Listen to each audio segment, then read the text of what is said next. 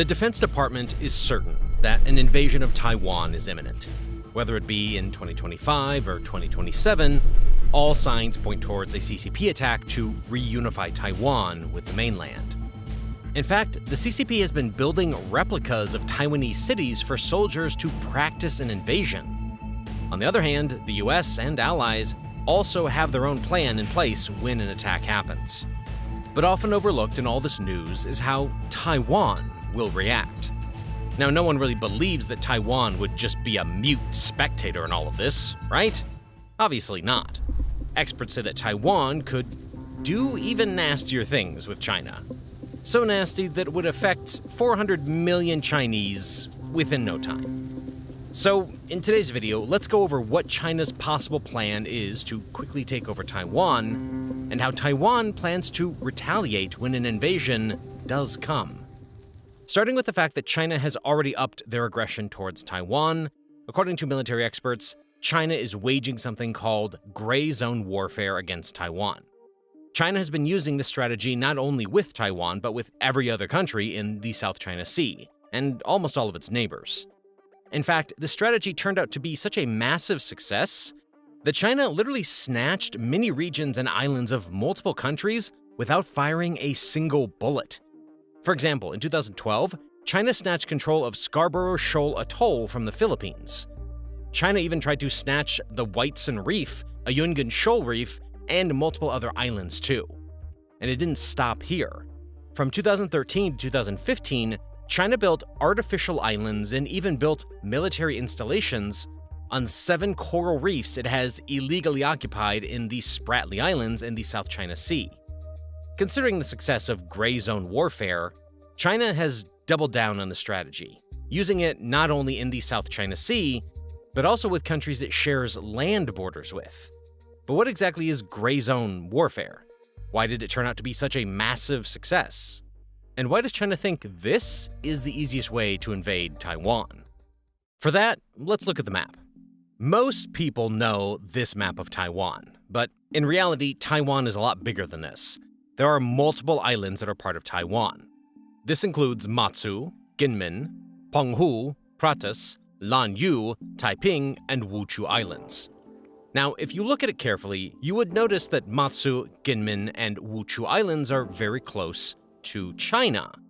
So close that the Kinmen Islands are just 6 kilometers or about 4 miles away from China. The Matsu Islands are just 9 kilometers or 6 miles away from the shores of China's Fujian province. And these Taiwanese islands are at the center of China's strategy. You see, the CCP wants to reunify Taiwan, but would really prefer to do it without a direct confrontation. This is because of 2 reasons. Number 1, China knows that if they directly attack Taiwan, they would face sanctions or even an attack from the US military. Number 2, they already faced, and to some extent are still facing, problems like the real estate bubble and the effects of COVID-19. So China's plan would be to take Taiwan as quickly as possible and with as little damage as possible.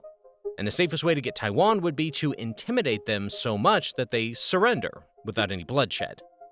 Military planners are actively game planning the scenario and how China and the PLA would carry out their mission. The most likely scenario is not an all-out war, but in fact a slow and methodical blockade of Taiwan, which the CCP hopes would bring Taiwanese leadership to negotiating tables for a peaceful reunification, and would also make it harder for US and their allies to justify a military intervention to their citizens, as China wouldn't really be an aggressor in the traditional sense if all it was doing was just blockading Taiwan. Since this is the most likely path the CCP would take, Taiwan in fact already has their own playbook for how they would react and counter the strategy. Let's address something that's been on my mind before we move forward. After watching my videos or other YouTubers' videos, I'm sure some of you guys have thought about starting your own channel. One of the biggest hurdles people face when starting a YouTube channel is that they are not comfortable showing their face in videos. Not everyone wants to give up their privacy and be in the public eye all the time. That's one of the big reasons why our videos are made in a documentary style. The craziest part is, people still love the videos, as you can see from the fact that we recently crossed 1 million subscribers. In fact, there are millions of faceless YouTube channels making content and earning ad revenue. In just the last 3 years, YouTube has paid out $70 billion to creators. That's around $60 million every single day. So if you're someone who's interested in starting a YouTube channel, right now is the perfect time. I've actually made a 30+ minute guide on how you can grow a channel that you can watch right here on YouTube by clicking the card above or the link in the description. All right, now let's get back to the topic at hand. Here's how this scenario would likely play out. China imposes a blockade on these Matsu and Kinmen Islands. Chinese naval ships and submarines encircle these islands. Hundreds of sand dredgers, fishing boats, and Chinese paramilitary ships also join in to strengthen the fleet around the area. Chinese fighter jets would start patrolling the Taiwan Strait 24/7. Taiwan would be warned that any Taiwanese fighters, surveillance aircraft, or warships crossing the median line of the Taiwan Strait will be attacked. Beijing declares that no fights, either commercial or military, from Taiwan to the islands will be allowed without approval from Chinese air traffic control. Additionally, all commercial ships and ferries from Taiwan are prohibited from entering the ports servicing the island group's townships. Beijing warns that any vessels attempting to breach the blockade will be seized. The Taiwanese Coast Guard present in the region soon gets overpowered and isolated by the Chinese. The isolation of the Kinmen and Matsu Islands would put tremendous pressure on Taiwan. Why? Because these aren't just islands with a military buildup to maintain deterrence over China. Matsu Island is home to around 14,000 people, and Kinmen is home to around 140,000 people. So along with these islands, even the lives of these people would be in danger. Taiwan would be under tremendous pressure to safeguard them because the people in Taiwan would pressurize the Taiwanese government to act quickly. China would play mind games and put as much psychological pressure as it could. China would want Taiwan to surrender as quickly as possible before the Americans and their allies got involved. This is what the gray zone warfare strategy is all about. This strategy consists of intimidating military exercises, patrols, surveillance, and using military to an extent that falls just one step short of an armed conflict. Now, targeting these islands is not a new thing for China. Just 4 years after its independence, China bombarded the Kinmen and Matsu Islands in 1954 through 1955 and even captured some of these islands. In 1958, PLA artillery again shelled these islands, followed by clashes between the CCP and the Taiwanese air and naval forces. But during this time, the United States deployed naval forces in the region and even supplied weapons to Taiwan. Later, in 1996, when Taiwan held its first fully democratic presidential election, the PLA fired missiles into the waters around Taiwan. Even this time, the US deployed 2 aircraft carriers in the region. So if China does it again, this would be the beginning of the 4th Taiwan Strait crisis. But this time, China would make things more ambiguous, because it would not officially start a war. So China would make it more challenging for the United States and its allies to justify entering the conflict. The US would probably wait for a clear act of aggression or declaration of war to trigger a military response in Taiwan's favor. But something must be done, right? The people trapped on the Kinmen and Matsu Islands must be rescued. So China knows that Taiwan would be desperate to save their people. And so China calls for immediate talks with the Taiwanese government to discuss unification. Time is running out. Taiwan has to decide quickly. They have 2 options. 1, to surrender out of desperation. 2, to reject China's demands and launch a military campaign against China to break the blockade. If Taiwan chooses the first option, China would achieve its goal. It can achieve its decades-long dream without any bloodshed. But what if Taiwan chooses to fight back? Unfortunately, this decision might cost Taiwan, the Kinmen and Matsu Islands, and also the safety of the people trapped on those islands. But anyway, Taiwan chooses to fight for its freedom. Taiwan sends warships and fighter jets to go head-on with the Chinese forces enforcing the blockade. Unfortunately, these Taiwanese aircraft and ships would be easily overpowered by the huge Chinese military. This is because China's defense budget is 12 times that of Taiwan's, almost 7 times more fighter aircraft, 17 times more submarines, 9 times more destroyers, and almost 10 times more ground forces than Taiwan. Taiwan still doesn't give up. It urgently appeals to the United States and its allies for military and diplomatic assistance. Meanwhile, desperate China calls for immediate talks with the Taiwanese government to discuss unification. International tensions skyrocket. The US and its allies impose trade and economic sanctions on Beijing. Meanwhile, Taiwan rejects Beijing's demands but chooses not to escalate with a full-scale military response to the blockade. It also requests military supplies and weapons from the United States. But the CCP is getting desperate to end this quickly. Remember, the CCP would like to avoid a drawn-out war. It fears that neighbors like India and the Philippines may use this situation as an opportunity to take back the controls on the areas the CCP has taken over. Worse yet, it also fears that if sanctions hurt the Chinese people too much, they may forget about Taiwan reunification and instead turn against the government. That's why the CCP wants to force Taiwan's hand, and to do that, the PLA starts attacking the army headquarters, barracks, defensive positions, and key infrastructure targets present on these islands. But stubborn Taiwan refuses to give up against the mighty China. Now, because of these direct attacks, Taiwanese allies are sending in more direct support. The CCP warns the American and Japanese naval forces on their way to Taiwan not to intervene. Anyway, they ignore this warning and head to Taiwan, but before the United States and its allies could respond to Taiwan's desperate pleas, Taiwan had to handle the situation. Taiwan's military launches waves of missile strikes on the Chinese ships and aircraft that are attacking the Kinmen and Matsu Islands. Its air defense systems fire surface-to-air missiles at PLA aircraft, and fighter jets launch an attack on Chinese fighters and bombers attacking Kinmen and Matsu. Taiwan's response was overwhelming. But China's huge numbers soon overpower Taiwan's defenders. Taiwan has no option but to see the fall of the islands. The CCP also warns the American and Japanese naval forces on their way to Taiwan not to intervene. China predicts that US and its allies will not risk major war over such a small territory.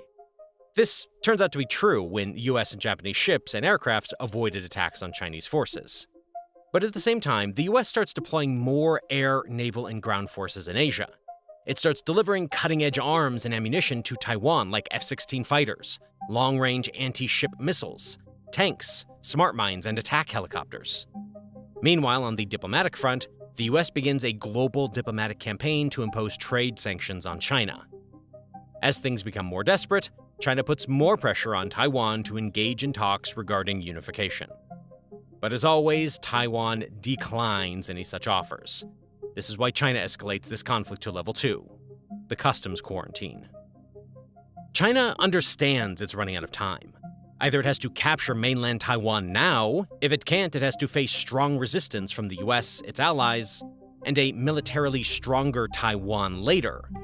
Because China clearly sees that the US has stepped up the delivery of weapons to Taiwan, and it has also sent military advisors to assist Taiwan. Meanwhile, Japan starts to deploy army and navy units to southern islands and the Japanese archipelago to prepare for amphibious landing. Amphibious landing is basically a coordinated military operation involving land, sea, and air forces working together. So China understands that if this continues, it would be extremely difficult to capture Taiwan. So China now has to plan to starve Taiwan. China uses its huge naval fleet to surround Taiwan from all sides. This technically puts Taiwan in a quarantine to prevent its interaction with its allies. On top of that, China announces the creation of an ADIZ, or Air Defense Identification Zone. It is basically an area extending beyond Taiwan's airspace where incoming flights are required to identify themselves to air traffic controllers. So from now, PLA fighters and air defense systems will make sure that no aircraft will enter Taiwan without their permission. Military forces from any country will be warned that they will come under attack if they attempt to approach Taiwan. Taiwan has lost control over its airspace. On the diplomatic front, the CCP demands that no country should interfere, asserting that this is China's internal issue. The Chinese authorities mandate that all airlines and shipping companies must obtain Beijing's official approval to enter or leave Taiwan's airspace or ports.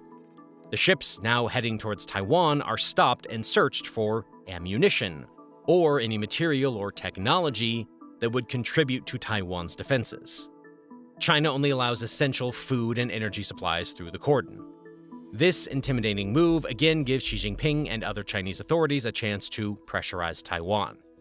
They ask Taiwan to either agree for unification talks or face repercussions.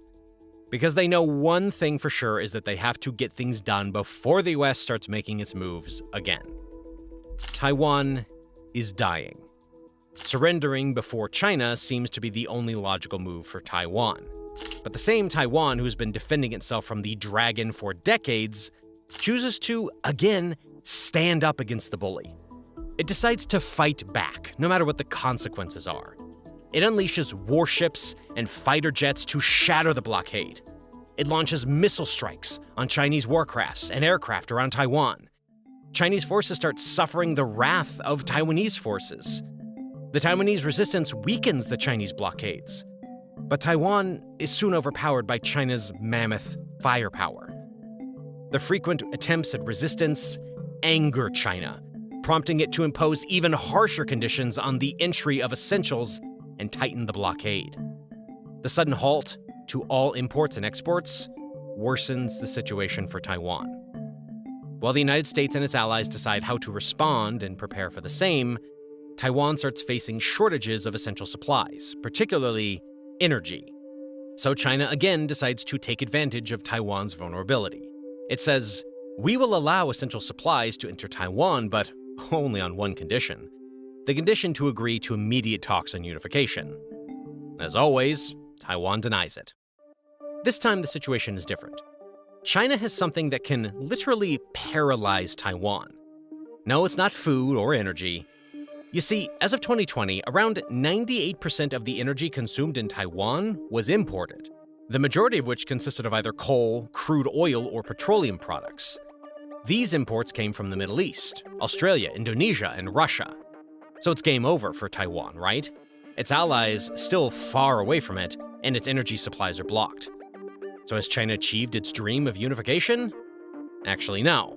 Taiwan's oil reserves will be enough to last for 138 days. So Taiwan can still withstand the blockade until the US sends in its navy for help. In the case of food, a 2020 report revealed that Taiwan imports almost 70% of its food, which makes Taiwan extremely vulnerable to food shortages during the blockade. But the good news is that Taiwan is self-sufficient in critical staples such as rice, pork, and vegetables.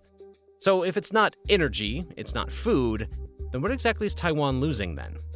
It is actually these underwater cables. You see, 99% of all intercontinental internet traffic is transmitted via these submarine cables. Even Taiwan relies on submarine cables for 95% of its data and voice traffic, connecting the island to the rest of the world. So these cables are the backbone of the internet. But now the Chinese would wreak havoc on the island without firing a single missile.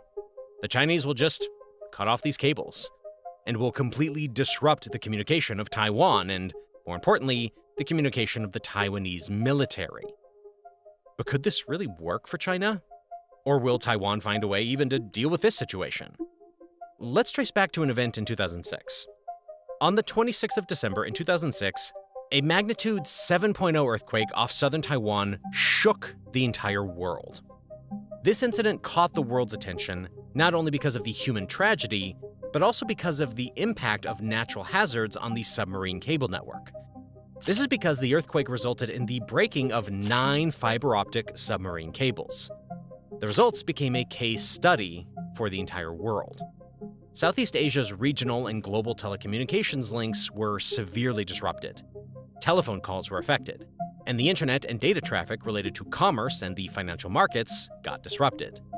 Just these 9 cables resulted in this disruption of international communications for up to 7 weeks. So if 9 cables can cause this much chaos, imagine the impact if China cuts all 14 subsea cables Taiwan currently has. Although it can manage communications via satellite, the majority of Taiwan, especially civilians, would be severely affected. In all this chaos, if Taiwan surrenders, it's all over for it. But if it withstands the blockade for a few more days, it's almost game over for China, because it's time for the US and Japan to make some moves. China obviously won't like this, and this is where China would make a move that would take this conflict to level 3. China deploys more PLA warships and fighter jets to block US and Japanese forces from approaching Taiwan. Things finally start changing for Taiwan. With the confidence of support from the US and its allies, Taiwan launches air and missile strikes on PLA warships and paramilitary vessels. The United States and its allies deploy powerful surface warships and submarines around Taiwan to break the blockade. US bombers are deployed to Guam and Australian military bases to boost firepower. These bombers, carrying huge payloads of long-range anti-ship missiles, inflict significant damage on the Chinese naval fleet. US and Japanese submarines and ships start attacking PLA warships, enforcing Taiwan's blockade. This support from US and Japanese forces boosts Taiwan's confidence to a huge extent. But what if? You see, the faith in Taiwan was restored after it got external help. As we saw, there were a lot of instances where Taiwan tried to resist the Chinese military invasion. But every time it did so, it got outnumbered by the Chinese. So even if Taiwan had launched a full-fledged attack on China with all its forces, every soldier, every weapon it has, it would still have had very little chance of defeating the mighty dragon. But history has proven that every powerful enemy can be defeated because of their weaknesses. The question is, what is China's weakness? And how could Taiwan have brought China to its knees with just a few missile strikes? Remember we mentioned a strategy that would affect 400 million Chinese in no time? So what exactly is that weak point? And how would Taiwan have carried out the attack? To find out, we need to go 750 miles, or about 1,200 kilometers from Taiwan, to the mammoth infrastructure known as the Three Gorges Dam. This is the largest dam in the world, and can store almost 40 billion cubic meters of water. To put that into perspective, that is enough water to fill about 16 million Olympic-sized swimming pools. This is where Taiwan's plan comes into play. Taiwan can destroy this dam with missiles or bombs. In fact, this is not even a new idea. Since the early 1990s, there has been much debate in Taiwan about the idea of destroying the Three Gorges Dam. A strategist even claimed that just 2 missiles are enough to blow up the Three Gorges Dam. But the question is, does blowing up the dam really work? On the 17th of May, 1943, during World War II, the Royal Air Force conducted an operation known as Operation Chastise. Under this mission, the RAF bombed 3 main dams in Germany's Ruhr Valley. This was an important region, since it was Germany's industrial heartland and an important place that had multiple armament factories. The destruction of these dams resulted in a huge morale boost for the RAF. These broken dams flooded a 40-mile or 65-kilometer stretch of the nearby area, resulting in the loss of 53 German aircrew and the drowning of an estimated 1,300 people. In the case of Taiwan, this is how the attack would look. Taiwan has 2 options. Firstly, it can use its fighter jets to target the dam. The second option is that it can directly fire surface-to-surface missiles to destroy the dam. Taiwan is most likely to use the second option. Why?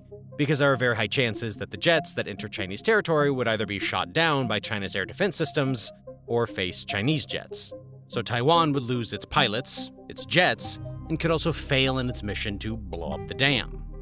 In the second case, it can use its medium-range missiles. But as we saw, the distance between Taiwan and the dam is around 750 miles or 1,200 kilometers. So does Taiwan even have such a long-range missile in its arsenal? Turns out that Taiwan has the Yunfeng supersonic land attack cruise missile with a range of about 750 miles or 1,200 kilometers. Now, I don't know whether it is purely a coincidence or not, but that's what it is. In fact, the range in its improved variant is even estimated to be around 125 miles or 2,000 kilometers. But what increases the chances of success of this operation is not the extended range, but the speed of the missile. The speed is Mach 3. If you're not aware of this term, it's basically representing the speed of sound. So the Yunfeng missile could travel at a mind-boggling speed of 3 times the speed of sound. If we calculate the time required to reach the dam, it comes out to be just 19 minutes and 42 seconds. Supersonic missiles are extremely difficult to intercept, so the Yunfeng supersonic missiles are very likely to hit the target. If it does, it would wreak havoc on the Chinese people. If the dam is destroyed, the crisis will affect more than 400 million people living downstream. So it's almost a game over for the CCP. Now, it is said that the PLA has installed a good number of anti-air and anti-surface missiles in the vicinity of the dam, and a regional theater missile defense shield to protect the dam.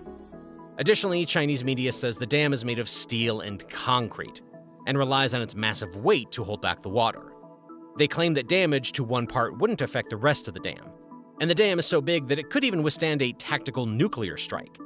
But setting these claims aside, let's look at how the conflict would look if the dam is destroyed. Firstly, the public outrage would force China to take severe actions against Taiwan. So even China could retaliate by launching similar attacks. In the worst-case scenario, it won't even hesitate to use its nuclear weapons. Furthermore, attacking civilian infrastructure would be considered a war crime. As a result, the diplomatic support Taiwan has been receiving would diminish significantly, and sympathy would shift towards China. This would make it difficult for the US and its allies to interfere in the conflict and break the blockade. But let's assume this has not happened and China remains the villain in the eyes of the world. So let's go back to the scenario where US and Japanese navies have arrived to break the Chinese blockade and start sinking Chinese ships. The Chinese and US military start inflicting damage on one another. The US military bases in all these regions would get active and would provide immediate support. Even though the Americans and Japanese inflict significant damage on China, China naturally has an advantage, since the conflict is happening on their home turf. This is why China's powerful air defense system and anti-ship missiles prevent America and its allies from opening Taiwan's blockade. So now the US launches another attack on China, so dangerous that it is capable of paralyzing the nation. But it isn't a strike with missiles or ships, it's far more dangerous and destructive. As we've discussed in previous videos, the Malacca Strait is China's choke point, and the US would block it. This strait is so important that 70% of China's oil and 60% of its trade passes through this choke point. So the US would give China a taste of its own medicine. So it's game over for China, right? Actually, no, because although it cannot buy energy from the Middle East, it can buy it from Russia. In fact, as of 2023, Russia is China's #1 oil supplier. So while China could have protected its energy supplies to some extent, its trade would certainly get devastated. China is frustrated. The best option is to back off, but Xi's ego won't allow it to do so. This is why it takes the conflict further by launching massive attacks on critical military and civilian targets like airfields, ports, air defense radars, communication nodes, military command centers and headquarters, missile batteries, navy bases, major warships, key bridges, communication networks, power stations and grids, government buildings, radio and television stations, and data centers. The aim behind the attack is to destroy Taiwan's military, demoralize its people, and force Taiwan to the negotiating table. Taiwan, on the other hand, launches their jets, strikes PLA's aircrafts with its air defense system. Its long-range ballistic and cruise missiles, on the other hand, destroy China's air bases, missile radars, and other critical targets. In this conflict, Taiwan's military and infrastructure have been heavily damaged.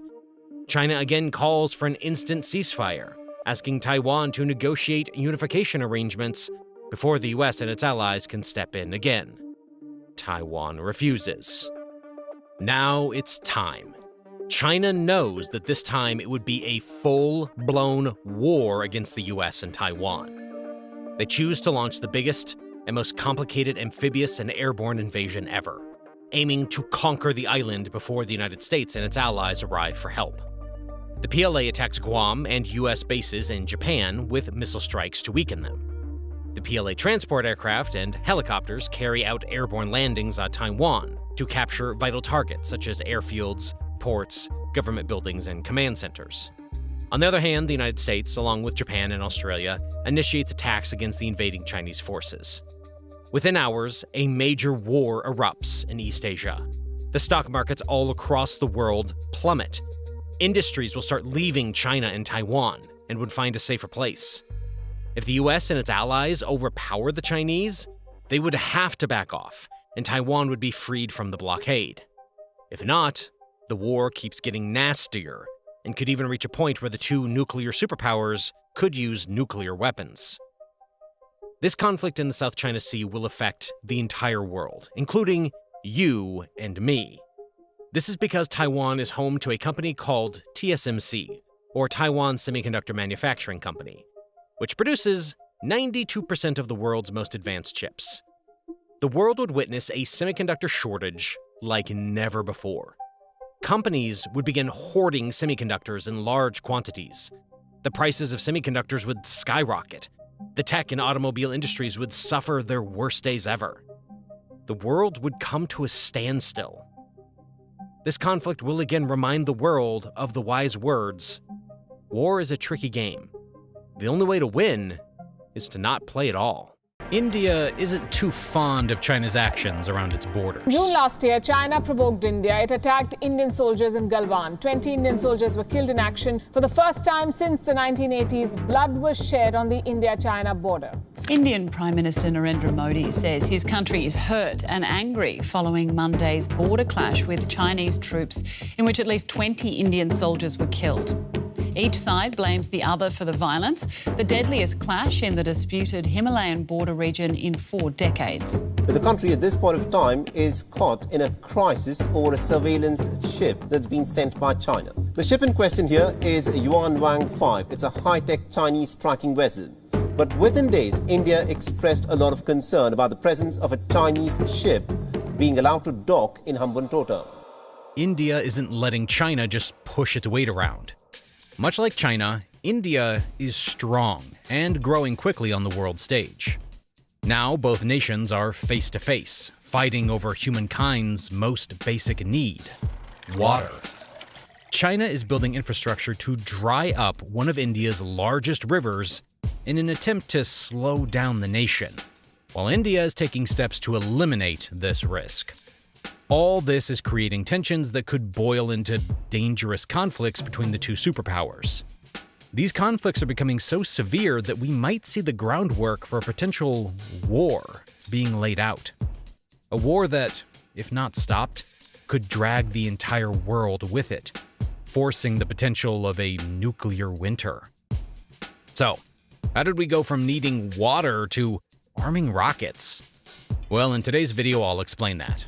I'll get into what exactly China is doing, its motives, and the vast implications this has for world peace. China into a global economic powerhouse, second in GDP only to the United States. China seems to leave everyone else behind. India's GDP grew by 13.5% in the first quarter of this financial year, their fastest since 2021. Better than the world, it's an impressive first quarter, much better than other major economies. Expected to still see its economy grow by about 8.4%. That would really be one of the best growth rates in the world. So China is recovering much quicker than most of the rest of the world. India has managed to not get adversely affected. This is no mean achievement given the population and the size of our country. A few weeks ago, I made an extensive video talking about the water crisis that China is facing. For those who haven't seen it, feel free to check it out in the link in the description below. But let me summarize it all right now. China is facing one of the most severe global cases of a water crisis. As the droughts intensify, water is becoming more scarce. And it's not just the drought that has caused this. China's vast population and vast quantities of water needed for agricultural, domestic, and industrial use are taking a toll on the nation. When you factor in the fact that almost the entire population of China lives in the northern part of the country, which is very barren, while the available water resources are mostly in the southern regions, you begin to understand why this is a crisis. But the woes do not end there. Apart from the direct usage of water, China relies quite significantly on hydroelectric power to generate electricity. It goes without saying that China's energy needs are immense. You do not become the manufacturing hub of the world without a dependency on energy, now do ya? If you keep doing this elementary math and adding 1 + 1, you can see how a water crisis can also turn into an energy crisis, and together that can become a food crisis. Quite the chain, isn't it? Well, the overall point I'm making is that water is important to China. And by this same logic, you can see how the unavailability of water in any nation can trigger a food crisis and send a nation spiraling. This is why nations guard their water resources. Because, well, he who controls the water can control a nation. It is the knowledge of that realization that brings us into the India-China conflict. Now, before I jump into China's brutality, please take a minute to like this video. Covering war topics is always a little risky on YouTube, but your likes have been helping me a lot in terms of the YouTube algorithm. All right, back to it. In a bid to ease its own burden, China is addressing some of its water and energy needs. However, it's coming at a cost. What's the cost, you ask? Well, India, Bangladesh, and a few other Asian countries. Yes, nations are the price. Let me explain. This right here is the Brahmaputra River. It's an 1,800-mile-long river that begins in China's southwest Tibet region, where it is known as the Yarlung Tsangpo. From there, it continues and enters India in the mountainous, remote northeastern state of Arunachal Pradesh, where it is also called the Siang. It then descends into the plains of adjoining Assam state and ends in Bangladesh in the Bay of Bengal. This one river, known by many names as it stretches across 3 nations, is a life source for hundreds of millions of farmers and residents. That is to say, nothing of the environmental benefit of something so large and grand. So where does the conflict fit into all of this? Well, China began to build a hydroelectric dam on the river in a bid to generate power. They did this in Gyeongga, a county in Tibet. And yes, even though Tibet is supposedly an autonomous region, everyone and their grandmother knows that the firm hand of the CCP runs things there. Now, if China built one hydroelectric plant to provide energy for the 23,000 or so residents that reside there, it would be okay. In terms of energy output, that would be more than sufficient. However, to date, China has built not 1, not 2, but 4 hydroelectric plants in Gyeongga. These are Daegu, which has an output of 640 megawatts, Xiacha, which outputs 320 megawatts, Jiasu, which outputs 560 megawatts, and Zhangmu, with 510 megawatts. Now, why would China want 4 superstations, all within kilometers of each other, all in the same low population density area? It's not like these stations are powering Beijing or anything. Well, when you factor in the fact that these hydroelectric stations are built upstream, and they take away from the water pressure and the water quantities that then channel down to India and Bangladesh, you quickly realize where the problem is. China has built unnecessary power stations to power a small city just to inflict pain on India. Or, well, that's what the optics look like at the very least. That's not all, however. Right before the part of the river that turns to enter India, yes, this part, China made plans to build additional dams, 3 of them actually. These are Pangsum, Liangsai, and Niang. So let's run through this again. Right on the river stream that feeds into India, China has built 4 mega hydroelectric power stations and 3 dams. Yikes. You can understand why India is causing a ruckus. India is also not just fussing over hypotheticals either, no. There is a mountain of proof that the infrastructure that has been built is impacting the lower reaches of the waterway in India. This is evidenced by the simple and direct fact that the water levels in the Brahmaputra are plunging. In February of this year, 2 vessels from Bangladesh got stranded in the river as the water levels dropped. 2 dredgers were used to pull out the vessel. Now, I'm no judge, but it seems pretty clear-cut. There's a cause, there's an effect, and well, there's the regular old CCP. 4 stations and 3 dams, merely kilometers from each other, are a big factor to consider. But it's not the only fact to consider when you're looking at India being disgruntled. Remember when I said that most people live in northern China where it's dry, while most water sources are in southern China? Well, the CCP knows this, and back in 2003 they launched the $60 billion north-to-south water transfer project. This was a project aimed at drawing water from tributaries of the Yangtze River to replenish the dry north. This was part of a scheme to draw water from the south of China, where most of the freshwater supplies are, and to bring it to northern China, where most of the population lives. Bringing it to the present, the Brahmaputra River is a victim of this ambitious Chinese project. You see, Chinese engineers are testing techniques that could be used to build 1,000-kilometer tunnels, the world's longest, to to carry water from Tibet to Xinjiang, a barren region in northwest China. Remember, the Brahmaputra River originates in Tibet, where it's called the Yarlung-Tsangpo River. It's from here that China plans to divert water to its northern regions. India has taken a firm stance against this action. If water is diverted from the upstream Brahmaputra, then by the time it gets to the actual Brahmaputra in India, there will be nothing but a trickle. Again, there is evidence of this as the water levels are already dropping. Hundreds of millions of farmers and residents who depend on that river will be left in pretty dire situations. There will be hunger strikes in India, which, given its population, will cause a huge uproar. Bangladesh will also be a victim of this as well, given that the river passes through that nation too.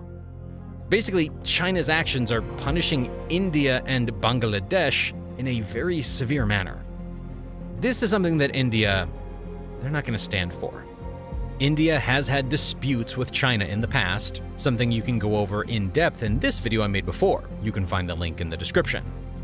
One thing that all previous China-India border disputes show is that India is not afraid to become militant if the need arises. And in breaking news coming in from India, where an intrusion by Chinese troops led to clashes between troops of both the countries, Indian Army foiled the attempt which happened 3 days back. The PLA tried to intrude. Injuries have been reported on both the sides. The clash comes amidst the 9th round of military talks between India and China. No shots were fired, but soldiers clashed and died. There are claims brutal, basic weapons were used. Two nuclear powers were in hand-to-hand combat, and both blamed the other. When this new threat of robbing India of water results in the suffering and death of millions in India, you can be certain that their response is not going to be gentle. It will be swift and strong. As journalists, one of the things we make sure to do is to maintain a level of impartiality, and this includes giving the benefit of the doubt to all parties. However, in a case like this, where China builds 4 power stations that are within kilometers of each other, 3 large dams, and begins to divert water from the very source of one of the primary rivers in India, well, it becomes hard to defend that action. China and India do not have any water-sharing treaties, just a hydrological data sharing pact from 2018. This means that, in theory, China feels it has the freedom to do as it pleases. But this is not something that India will let stand. Beijing has denied the allegations of causing harm to India, and through China's foreign ministry, spokesman Hong Lei has released a statement saying, "Our projects have not affected the lower stream regions, including those in India." Indian officials, on the other hand, are not buying this, with a local Indian state lawmaker, Tako Dabai, on record saying, "We suspect the sudden drying up of the Siang, the Brahmaputra, could be a result of China either diverting the river water on their side or due to some artificial blockades somewhere in the upper reaches." To protect its own interests, in addition to putting pressure on Beijing, India has begun considering a plan to build a 10 gigawatts hydropower project in a remote eastern state following the news report suggesting that China could construct even more dams on a section of the Brahmaputra River. The primary motivator for this is that Indian authorities are concerned that the Chinese projects could trigger flash floods or create water scarcity. And therefore, as a countermeasure, they have floated the idea to build the dam, which could help avoid any possibility of a drought in the region. Basically, it helps in aiding their cause and does not leave them entirely at the mercy of China's kindness. The reality of the matter is that China's continued actions will have devastating effects on India and Bangladesh. All those actions happening upstream of the river will no doubt cripple the things that are happening downstream. If China keeps ignoring India's pleas and warnings, what will happen is the same thing that has always happened between the two nations when it comes to border control: military conflict. Neither India nor China is a pushover, and any military conflict can easily have grave consequences. Whether the Brahmaputra will be the spark for war between the two nations is yet to be seen. But in the interest of peace, it is the hope of this journalist that matters don't devolve into that. As I mentioned earlier, war topics are not treated kindly by the YouTube algorithm. In fact, some of my previous videos were demonetized, so let's hope this one doesn't meet the same fate. And that's why I launched a Patreon where you guys can support the videos. Please check it out by clicking the link in the description. In February 2024, the aviation industry of China displayed its Z10 attack helicopter for the first time at the Singapore Air Show. After displaying their beloved Z10, aka Fierce Thunderbolt, the PLA made the bold assertion that its helicopter was superior to its foreign counterparts. A Chinese state media outlet, Global Times, reported that the helicopter had outstanding flight performance, low air maneuverability, firepower, survivability, ergonomics, and reliability. This is significant for China because it's its first attack helicopter, which is said to have a range of around 695 miles and an empty weight of about 11,243 pounds. On top of claiming that the helicopter is superior, China has also stated that the helicopter was domestically developed. This is very interesting as people have identified that it looks a lot like the American Apache helicopter. In this video, we're going to dissect these two claims that China's made and discuss the scandal that has been surrounding the famous Fierce Thunderbolt. CCP bots are always at work trying to downvote our videos so that you, as our audience, don't get true and honest content. To help us fight back, give this video a like and share it with your friends and family too. Right, now let's get into today's video. Okay, before we go into talking about the Chinese Z10 model, let's talk about the American Apache helicopter that everybody's comparing it to. During the Cold War, the US Army needed a helicopter that could hunt down tanks and other threats so that they could be taken out from a distance with a missile. After a lot of research and designing, the US began flight testing in the 1970s, and the AH-64 Apache was first approved for production on April 15, 1982. And as they say, the rest is history. Boeing, the creator of the fighter helicopter, released a statement in March 2023 celebrating that the Apaches had surpassed 5 million flight hours. It's been more than 3 decades since its first flight, but the Apache is still the top-ranked attack helicopter in the world. There's an extremely high demand for it, and it's used by countries like the UK, Egypt, India, and Taiwan. Now we're going to talk about why it's the top-ranked helicopter in the world.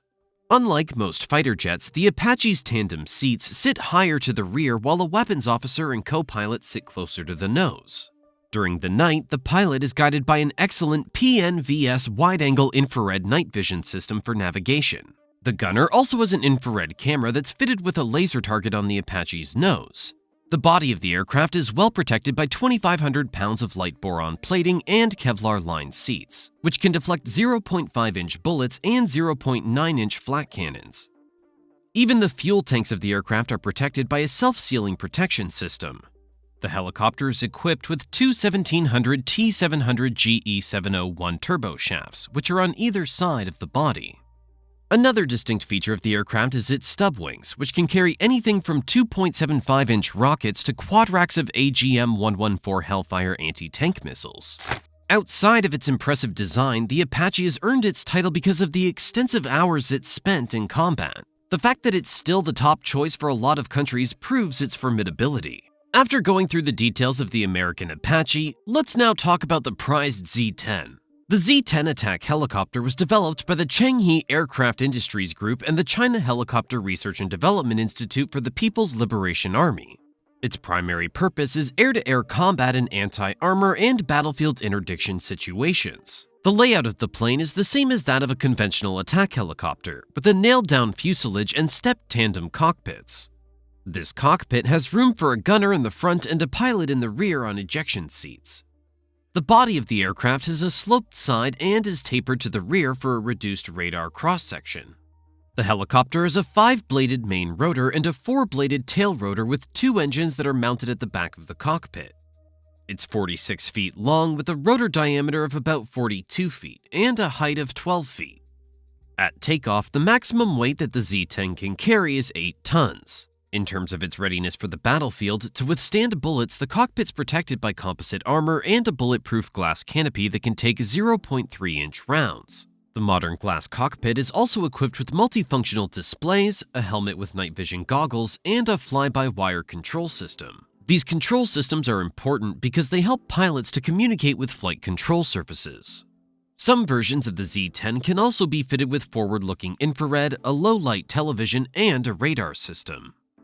In terms of the weapons it can carry, it's compatible for use with the newly developed Z10 anti-tank guided missiles. The helicopter also has the capacity to carry about 8 anti-tank guided missiles, 8 TY-90 air-to-air missiles, and 4 PL-5, PL-7, and PL-9 air-to-air missiles. The Z10 can hold multi-barrel unguided rocket pods and has 4 pods under its subwings that can carry 2.2 to 3.8-inch rockets. According to Global Times, a group of 4 Z10s can carry 32 anti-tank missiles, 8 2.2-inch caliber multiple rocket launchers, and 4 guns, which is enough to wipe out 3 tank companies. The electronic countermeasure system is quite impressive, and it contains a radar warning receiver, a laser warning receiver, an infrared jammer, and a flare decoy launching system. The engine, which is a PT6C-67C turboshaft engine, is another important part of the aircraft, and it has a maximum continuous power of 1,142 kilowatts. In August 2024, a picture emerged online showing a PLA Z10 attack helicopter flying with a KG-300 GEW electronic warfare pod. The Z10 was flying alongside a Russian-origin Mi-8 helicopter, and the pod could be seen under the left stub wing. As of 2024, the attack helicopters have been incorporated into the Chinese arsenal and are ready for use during war. In preparation, the helicopters have been used by the country's army aviation units for exercises near Taiwan and India. However, in terms of exports, Pakistan is the only country that has acquired the helicopters so far, making it the largest user of Chinese-manufactured defense systems. From a description of the specs of the American Apache, we can tell that it's going to take an out-of-this-world creation to compete. Since China's made the bold assertion that its Z10 is a cut above its counterparts, let's compare it to the American Apache attack helicopter. Pictures that have been released of the Z10 show that it resembles both the Apache helicopter and the Bell's Invictus future attack reconnaissance aircraft. The Apache helicopter is a veteran fighter plane that has been used by America since the Gulf War. The multi-mission twin-engine helicopter was first flown in 1975, and since then, Boeing has been upgrading and developing them for the U.S. Army. Like the Z10, it has a 4-blade main rotor and an armored cockpit. It's equipped with 2 T-7GE701C engines and has advanced sensors and avionics. The latest version of the Apache helicopter is the AH-64E, which has improved engines and sensors. Another model that Z10 gets compared to is the Bell Invictus helicopters. These are fairly new, and they're part of the U.S. Army's new Future Attack Reconnaissance program. This helicopter is a lot more modern and designed for stealthy operations. If we were to compare the fuselage, the Apache helicopter loses to the Bell Invictus and Z10. The Z10's side structure and shape increase the ability to be covert during missions. On the other hand, the Apache is more rectangular and angular, making it unfit for stealth exercises. Like the Z10, the Bell's Invictus is rounder and smoother, in a deliberate effort to lower its radar signature. Its shape allows it to blend more naturally and be less detectable to radar return signals. If this was the battle for the stealth fighters, the Z10 would win because its center and back end are more rounded and its body blends better. In terms of range, the Z10 has a further range of 497 miles, while the Apache's is only 295 miles. However, the Apache beats the Z10 at speed, reaching 226 miles per hour, while the Z10 only reaches 186 miles per hour. The body of the Z10 is lighter at 7 tons, and the Apache weighs a good 10.4 tons. Ultimately, the Z10 is unique because it's a mix of different technologies and helicopter designs. However, determining whether it is superior is difficult as there's not enough data on its experience to compare it to a veteran like the Apache or newer models like the Bell Invictus. Currently, it's not a direct competitor in terms of global military helicopters, but it could be in the next couple of years. The next assertion we're going to tackle is whether China's Z10 was domestically developed. We'll take a look at the history of its development to determine if China can really say that the aircraft was homegrown. Recently, we crossed 1 million subscribers. Ever since then, we've been flooded with emails asking us questions and advice about growing a channel on YouTube. Even though we try our best to reply to every single email, sometimes this takes up too much time, or they ask the same question we've answered before. That's why we've decided to put all of our YouTube advice into one email bootcamp for completely free. So if you're someone who's interested in starting your own YouTube channel, you can get your email bootcamp by clicking the link below or scanning the QR code in the description. Now, back to the video. Developing this specific style of fighter helicopter was important because of China's terrain. On the northwest side, China has high-altitude desert regions, and in the southwest region is China's Qinghai-Xizang Plateau. China needed to develop the Z10 so it could handle China's high-elevation border regions. China began development in the 1990s and invested about $500 million into the project, which was a lot more money back then. Originally, the project was purely domestic, and manufacturing was done by China's aviation industry and the military's 602 Research Institute. As time went on, China realized that it was not self-sufficient and it needed help. Certain parts of the helicopter needed to be imported, and China had to turn to its foreign counterparts for assistance. The problem was, China was not a people's favorite at the time. Russia had no interest in selling China its Mi-24 helicopters, and the US was not cooperating. China had initially been able to secure an agreement to purchase AH-1 Cobras from the US, but the deal was cancelled because of the 1989 Tiananmen Square protests and massacre. China became very unpopular after this because the Chinese government deployed troops to massacre students during a peaceful protest.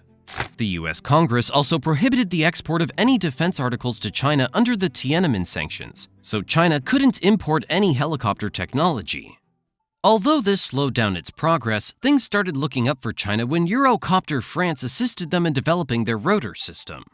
The South African arms manufacturer Naval also provided technical assistance to the project based on its experience in designing the Naval Royvalk, while the British-Italian company Augusta Westland assisted with the transmission technology for the helicopter. From the looks of things, this project was a group one, and many countries contributed to the final design.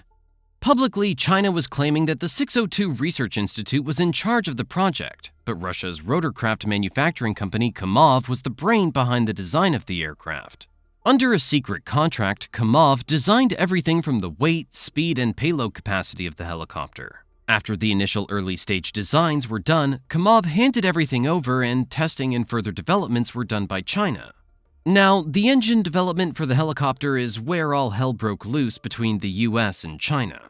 China had its eyes on P&WC's turbo engine, but knew that there was no way they would get it legally. The US embargo meant that no American company was allowed to export such technology to China. Unfortunately, Pratt & Whitney Canada, which is a subsidiary of United Technology Corporation, was a big US defense contractor looking to make a quick buck. So initially, P&WC found a loophole that allowed them to deliver 10 engines from Canada to China in 2001 and 2002. Their excuse was that this sale did not go against the US's military embargo because the engines were identical to the ones it was supplying China with for its commercial helicopters. After this, it delivered advanced engine control software to China through its Connecticut-based subsidiary Hamilton-Sundstrand. These designs allowed China to test and develop the P&WC engines for their military helicopter. It took the US 6 years of investigation, but it finally nailed P&WC for the crime. The case against P&WC and its subsidiaries was because the company had endangered US national security in an attempt to access China's civilian helicopter market. P&WC was aware of the fact that China was going to use the software to develop its military helicopter program, but it chose to look the other way so that it could benefit. The US attorney, David Fine, commented on the case saying, P&WC exported controlled US technology to China, knowing it would be used in the development of a military attack helicopter in violation of the US arms embargo with China. P&WC took what it described internally as a calculated risk, because it wanted to become the exclusive supplier of a civilian helicopter market in China, with projected revenues of up to $2 billion. The hearing was held at a federal court hearing in Bridgeport, Connecticut. The decision led to United Technologies and its two subsidiaries, Pratt & Whitney Canada and Hamilton-Sundstrand Corp., agreeing to pay over $75 million to the US government for criminal and administrative charges. $20.7 million was for criminal fines, forfeitures, and other penalties, and $55 million was for payments to the State Department. In the end, United Technology accepted full responsibility for the violations and said that it spent $30 million and hired more than 1,000 employees to help with internal export oversight. This scandal completely blew China's domestic production claim right out of the water. One of the reasons why China continued with the lie that the helicopter was developed locally was to bypass international arms embargoes and restrictions that blocked China from importing certain parts. Another reason was probably that China was too proud to admit that it needed everyone's help to develop its first attack helicopter. Pretending it did it all on its own also instilled national pride in the Chinese people, and support for the People's Liberation Army increased too. The PLA's obsession with the PNWC's engine was its full authority digital engine control, which is basically a control system with no manual overrides or manual controls. This means that the engines run independently and allow them to reach a range of about 756 miles. Armed with the designs from PNWC, China was able to build a full helicopter, and in April 2003, the Z10 had its first flight. The maiden flight was completed at Lumeng, and by December 2003, all test flights had been concluded. In 2009, the first operational helicopters were sent to the People's Liberation Army, and Wu Zhengming, the chief designer, claimed that the Z10 was in the world's top 3 gunships. While no one can deny the blood, sweat, and tears that China put into developing the attack helicopter, claiming that it was domestically developed is a stretch. After the PNWC fiasco, China lost its ability to use its engines for later models of the Z10, so it started developing its own version of the WZ9 turboshaft engines. Interestingly enough, these engines weren't independently designed either. With the assistance of Ukraine and Russia, China was able to develop a turboshaft engine of its own. The new engines have slightly less power than the PNWC engine, with a power of about 1,000 kilowatts. Domestic production was a lot cheaper, and the low operational costs and freedoms from international politics seemed to be worth it. On top of the assistance with the engine, the Bureau of Russia also helped to design the helicopter airframe. Looking at the evidence, it's clear that there was a lot of input from the outside, and China was able to perfect what it had because of all the insight it had from different countries that had produced fighter aircrafts of their own. In 2020, China unveiled an upgraded variant of the Z10 attack helicopter in service with the People's Liberation Army Ground Force. The new model is fitted with different exhaust outlets that point upwards instead of outward. This new design is to help reduce the helicopter's infrared signature as seen from the ground. China may want to maintain that its processes and operations are unique and indigenous, but some of its systems have been borrowed from the US. Let's look at the fact that even the operation of the helicopter fleet is similar to that of the American system. The US Army includes a combat aviation brigade in each of its divisions to ensure each battalion is covered on the ground and in the air. So far, the PLA has created 15 aviation brigades, which means that about 13 of its groups have aviation brigades. Each Chinese brigade will have around 80 of these helicopters, which is similar to what the US does.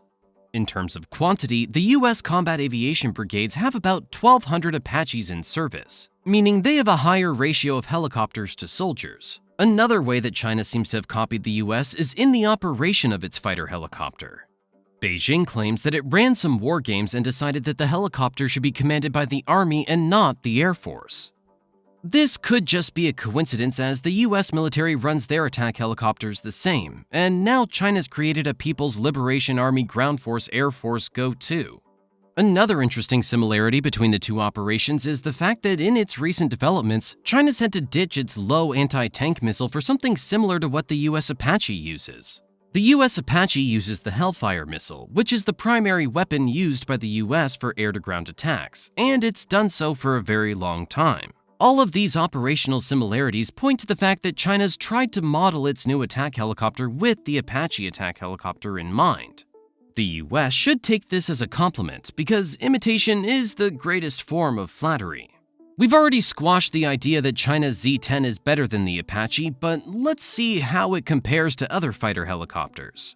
In a statement by China Central Television, the report stated that thanks to its good aerodynamic design, domestically made engines, excellent handling, and maneuverability, the Z10 is easier to control, has a longer range, and a better multitasking capability than its foreign counterparts, like the Eurocopter Tiger.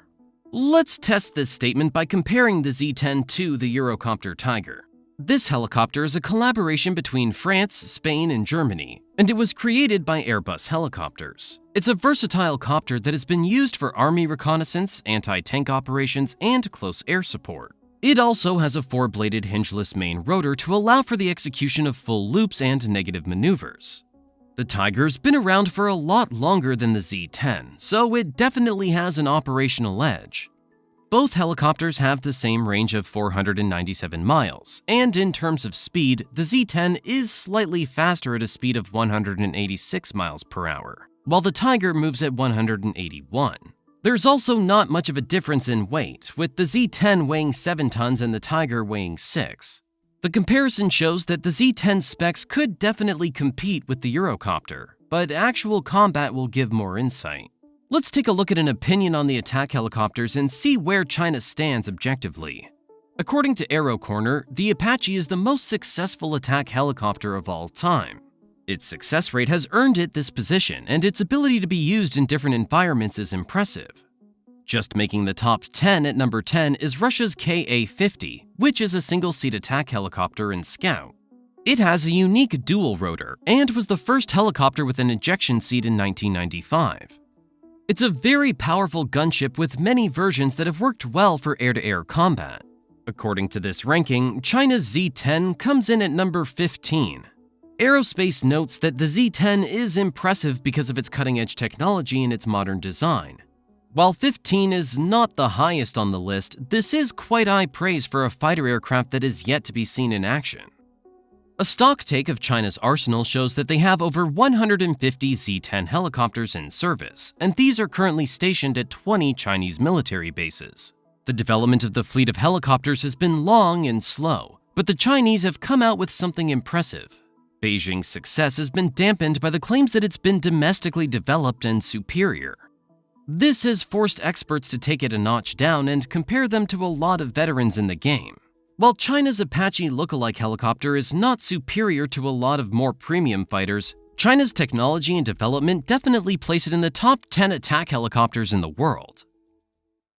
In what will be the biggest battle of the seas, the US Navy is making plans to go to war with the People's Liberation Army in 2027. The Chief of Naval Operations, Admiral Lisa Franchetti, has issued new guidance to help prepare the US Navy for an unavoidable conflict with China.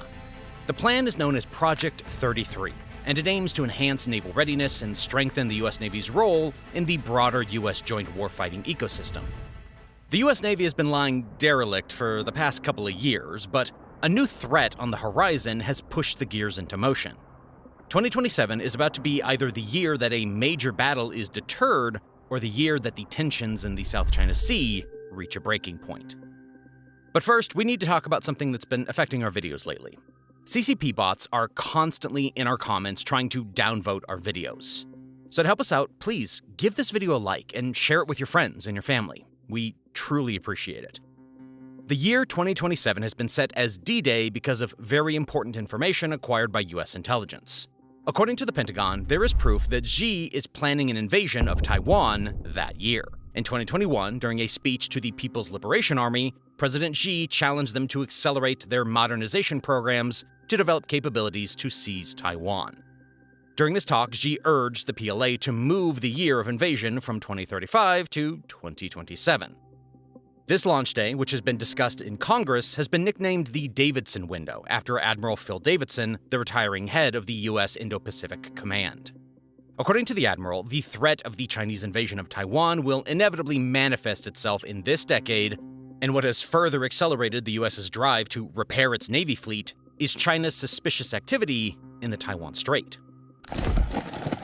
Once again, tension is high in the Taiwan Strait. China launching massive military exercises, its army, navy and rocket forces encircling the self-governed island, simulating a blockade and drilling down on Taiwan's ports, and releasing this video. Taiwan has been on high alert for the past couple of months after China declared a snap joint military exercise and ordered an aircraft carrier battle group to circle the nation. Along with the announcement about beginning its exercises, it released a map showing the areas it will be surrounding, which is pretty much a blockade around Taiwan. It seems that China's aggression is in immediate response to a speech by the Taiwanese president during a National Day speech. In the speech, President Lai Ching-te vowed to resist annexation and denounce the CCP's hold on any form of sovereignty over his democratic state. Beijing was not very happy about this. and the PLA responded by releasing a combat training video that showed its readiness to enter into war. Taiwan was expecting this type of retaliation, especially since the military drills also began hours after Taipei detected a Chinese aircraft on its southeastern coast. The PLA's military video was titled Xin Ge Dai Dan, which means resting on a dagger axe and waiting for the dawn. According to CCP military commentator Zhang Junxi, the video serves as a warning to Taiwan independence forces and the external forces seeking to interfere in China's domestic affairs. Every time Taiwan or any other nation threatens China's claim on Taiwan, it responds in this way to show off its strength. The US does not want to be found unprepared when China eventually makes a move, and that's why its preparations have been accelerated for 2027. The new plan by Admiral Lisa Franchetti identifies 7 critical areas that the US Navy is going to be focused on. We're going to go through them together to see how serious the US is about preparing for this war. The first area that the Navy wants to tackle is maintenance delays. The procrastination around getting ships, submarines, and aircraft into tip-top order needs to change. Under the new plan, things will be divided in this efficient way. At any given time, 1/3 of the ships and attack submarines should be in maintenance, 1/3 in training, and 1/3 on or ready for deployment. If the equipment spends too much time in maintenance, it affects precision and slows down the response time during an active fight. These details might not seem to matter right now, but during combat, these things will be what separates the winners from the losers. Combat surge can be increased by fixing the maintenance problem, and Project 33 is aiming for an 80% readiness posture for ships, submarines, and aircraft. The second part of the plan is to work on increasing robotic and autonomous systems. Through the Russian-Ukrainian war, we have witnessed how frail human life is. As the number of casualties has soared, countries are realizing that they may need to start thinking about ways to fight the war without people. The US Navy's mission is to create a hybrid fleet that has manned ships and those that can work remotely. By 2027, the Navy will have commanders controlling robotic and autonomous systems that will allow them to reduce the number of personnel in an actual war. Perhaps one of the most important areas for Project 33 is the creation of a state-of-the-art command center that will tie everything together in a distributed battlefield. Fighting a distributed fight is very complex, but there needs to be a way for all commands and steps to be given from a centralized point. Admiral Franchetti is looking to set up maritime operations centers that will allow fleet-level warfare to be executed from the top all the way to the bottom. Having a centralized system means information is passed on faster, and decision-making becomes easier during a crisis. In time for war in 2027, all fleet headquarters, starting at the Pacific Fleet, will have ready maritime operations centers that are effective and work quickly to respond to changes in strategy and plans. Next, in order to win the game, you need to have the winning team. The US Navy is looking to recruit and train the best players in the field to be able to respond well to the threat. The force is looking to get the best of both sailors and civilians to fill in places on ships, command centers, submarines, clinics, and boot camps. Unfortunately, at the beginning of the year, the Navy started off with a shortfall of 22,000 sailors. To deal with this failure, the Navy is trying to get to a point where the swap between active and reserve sailors is seamless. By 2027, the plan is aiming for a 100% filling rate for the Navy's active and reserve people, 95% filling of military positions, and a 100% recruiting shipping fill. With these types of numbers, the Navy will be able to keep its personnel stocked during an active conflict. The fifth critical area that the Navy wants to work on, which is linked to why it is having a personnel crisis, is sailor satisfaction. Project 33 wants to provide a quality of life for its sailors that is proportional to their commitment to the force. The focus of the plan is going to be junior enlisted sailors as the Navy tries to push its resignation rates down to 0. To do this, the Navy will eliminate waitlists, provide quality, unaccompanied housing, and eliminate involuntary living aboard ships in the home port. The next important critical area is the training of the warfighter. In order to prepare for war, training needs to simulate the war environment. To prepare for battle with China, training will be with live forces, virtual environments, and constructive scenarios as well. Project 33 plans to update its live, virtual, and constructive architecture so that it is reliable and realistic enough. By the time war comes around, LVC must be available everywhere and accessible to all troops so that they can be prepared for everything. The final step in the plan has to do with shore readiness. This is all about the overall preparedness of Navy vessels, sailors, ports, and docks for war. Making sure that all cylinders are firing at full capacity is very important for the fight. This means making use of dry docks that are part of the maintenance and refurbishment of ships. The Navy will support Navy task-critical assets in repairing infrastructure, including piers and runways, that are in poor condition. In all its planning, the U.S. Navy has one North Star. By 2027, the Navy will be more ready for sustained combat as part of a joint and combined force, prioritizing the People's Republic of China as the pacing challenge and focusing on enabling the joint warfighting ecosystem. Commenting on this elaborate plan, the Admiral stated, "These are areas that I can put my thumb on a scale. We can make a difference in those areas, and we will make meaningful contributions to our ability to be more ready by 2027. Now, a 7-step plan may seem like a lot, but it's a necessary response to the threat at hand. Joshua Tallis, a senior research scientist at the Center for Naval Analysis, explained that when it comes to winning a war on the water, it's not just down to ship count. So even if the US had more warships than China, the question is, how good is its warfighting ecosystem? Currently, it's not very good, and that's why the plan is important. Franchetti's plan also has the backing of politicians in the US who have been afraid of the US falling behind. Representative Joe Courtney, a Democrat from Connecticut, and a ranking member of the Sea Power Subcommittee under the House Armed Services Committee, believes that the plan is right on target and emphasizes the need to focus on U.S. shipyards. From 2015 to 2019, 38 of 51 maintenance periods for aircraft carriers and submarines at the nation's 4 publicly owned naval shipyards were completed late. It adds up to a combined total of more than 7,400 days of maintenance delay.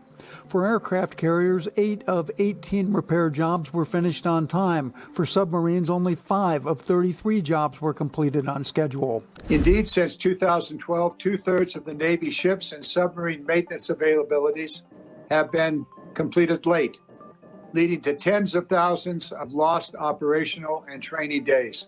Our 4 public shipyards have too few functional dry docks and are equipped with capital equipment well beyond a service life that was originally manufactured by companies that no longer exist. The Navy says it aims to do better. And we look forward to the opportunities to improve across the enterprise and execute NAVSEA's #1 priority of delivering combat power on time. These are the reasons why it's becoming extremely important for America to deal with the state of its shipyards. Reports show that in the 1980s, the U.S. had about 300 shipyards, and today it only has around 20. This has completely reduced its ability to maintain its equipment, adding to the issue of fewer floating docks for destroyer ships and submarines. Although the nature of war has drastically changed, there is still the need for a fighting nation to have a first-class fleet. The problem is that the US is shrinking the size of its fleet drastically while slowing down how fast it builds replacement warships. It also does not help that US shipyards are facing skilled labor shortages because of past budget cuts and layoffs that have cut down on the specialized workforce.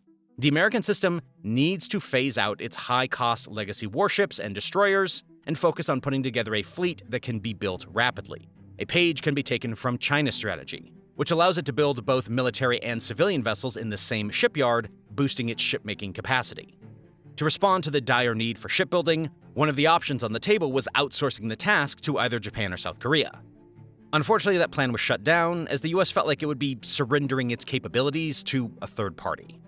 Another important part of the Navy's plan is the shipbuilding aspect, which would increase the fleet to a healthy number of 381 total ships over 35 years.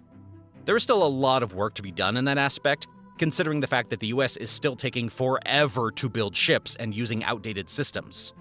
So on top of making sure that the shipyards are maintained, the Navy will also be working to ensure that shipyards are modernized and more investment is pushed into submarine creation. And like the rest of us, the US Navy has also been watching the war in Ukraine, and it has been learning a few things. Now, recently we crossed 1 million subscribers. Ever since then, we've been flooded with emails asking us questions and advice about growing a channel on YouTube. Even though we try our best to reply to every single email, sometimes this can take up too much time, or people ask the same questions that we've answered before.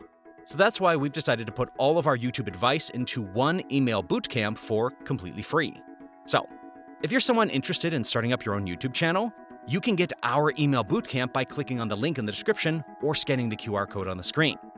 Okay, let's get back to the video. In her strategy, Franchetti spoke about how incorporating drones into the battle would be a good part of the fight. The Pentagon has been working hard at developing artificial intelligence drones, and they could be a big part of fighting against China in the South China Sea. Using drones would be good for implementing sea denial. This is basically when you prevent your enemy from even using the sea for military or economic purposes. Mine warfare, anti-ship missiles, and drones can be used to achieve this. If the US could implement these into its strategy, it would be able to reduce China's dominance in the sea. Stephen Wills from the Center for Maritime Strategy explained the strategy by stating that if the Navy gives each ship its own flotilla of uncrewed ships with missiles, some self-defense weapons, and a couple of drones, the fleets would be unstoppable. In February of 2024, reports by the Asian Times stated that the US Department of Defense was taking design proposals for low-cost autonomous drone boats under the production-ready, inexpensive Maritime Expeditionary, PRIME, Small Unmanned Surface Vehicle, SUSV, project. The project was looking for designs that could travel 500 to 1,000 nautical miles while carrying a 1,000-pound payload and achieving at least 35 knot speed. If the US manages to secure these designs and develop this style of drone, it will improve its control of the sea. This plan is very audacious. In 2027, it's not really as far away from today as you might think. Stephen Wills has also been a critic of the plan, questioning if the surging of ships was feasible. In his critique, he has stated, "That's a big lift. I'm not sure how we get there, considering we have less than 300 ships, and we keep 1/3 of them always deployed, so that's going to be a challenge. I'm not sure how the Navy fully overcomes that." Another reason behind the skepticism is the comparison to the state of China's Navy. According to the Pentagon, China has the largest navy in the world, with an overall battle force of approximately 350 ships and submarines, including over 130 major surface combatants. China is also the top ship-producing nation in the world in terms of tonnage. Right now, China's 13 naval shipyards have more capacity than all 7 naval US shipyards combined. This is alarming, right? The Chinese Navy is growing rapidly, and its control of the South China Sea is increasing day by day.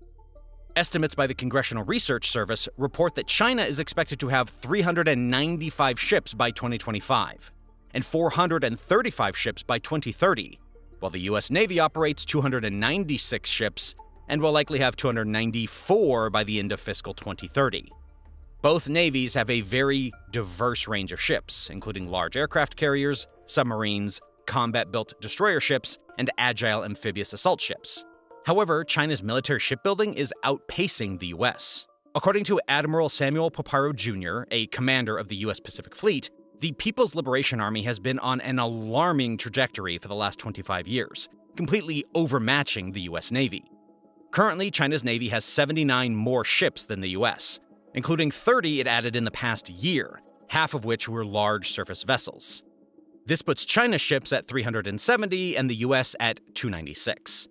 In 2023, China added 30 ships, and the US only added 2. China has been working swiftly and set a record by adding 3 new vessels on the same day in 2020. These 3 bad boys were the Zhen-class Type 094A ballistic missile submarine Shangqian 18, the Renhai-class Type 055 destroyer Dalian, and the Yuxin-class Type 075 amphibious assault ships Hainan. I'm sure I pronounced those wrong. The unveiling of the ships was a big deal, and they were added to the South China Fleet, which is responsible for operations around Taiwan and in the disputed South China Sea. The Changcheng 18 is an important part of the fleet because it is part of China's sea-based nuclear deterrent in its nuclear triad. The Dalian is one of a new class of advanced destroyers, and the Hainan is the first of a new class of warships that can carry aircraft, watercraft, and marine infantry for amphibious assault operations. This joint ceremony lit a fire in the US, and shortly after it began to use China as a pacing challenger. This year, China launched its largest and most advanced aircraft carrier called the Fujian. China has been working on it since 2022 when it completed its mooring trials, outfitting work, and equipment adjustments. This monster of a ship is 80,000 metric tons and is a step up from China's 66,000-ton Shandong and the 60,000-ton Liaoning. What makes the Fujian better is its electromagnetic catapult system, which allows it to launch larger and heavier aircraft than the Shandong and Liaoning. Warplanes carrying higher munition loads to farther distances will give the carrier a greater combat range than its predecessors did. The rival to the Fujian is the US Navy's newest carrier, the USS General R. Ford, which is the only other active carrier in the world with an electromagnetic catapult system. What the USS carrier has going for it is the fact that it's nuclear-powered, giving it the ability to remain at sea for as long as crew provisions last.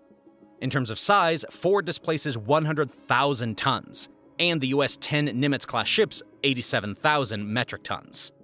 While the US wins the size battle, it is still behind in relation to its expansion. If China gains control of the South China Sea, the US will be in a lot of trouble.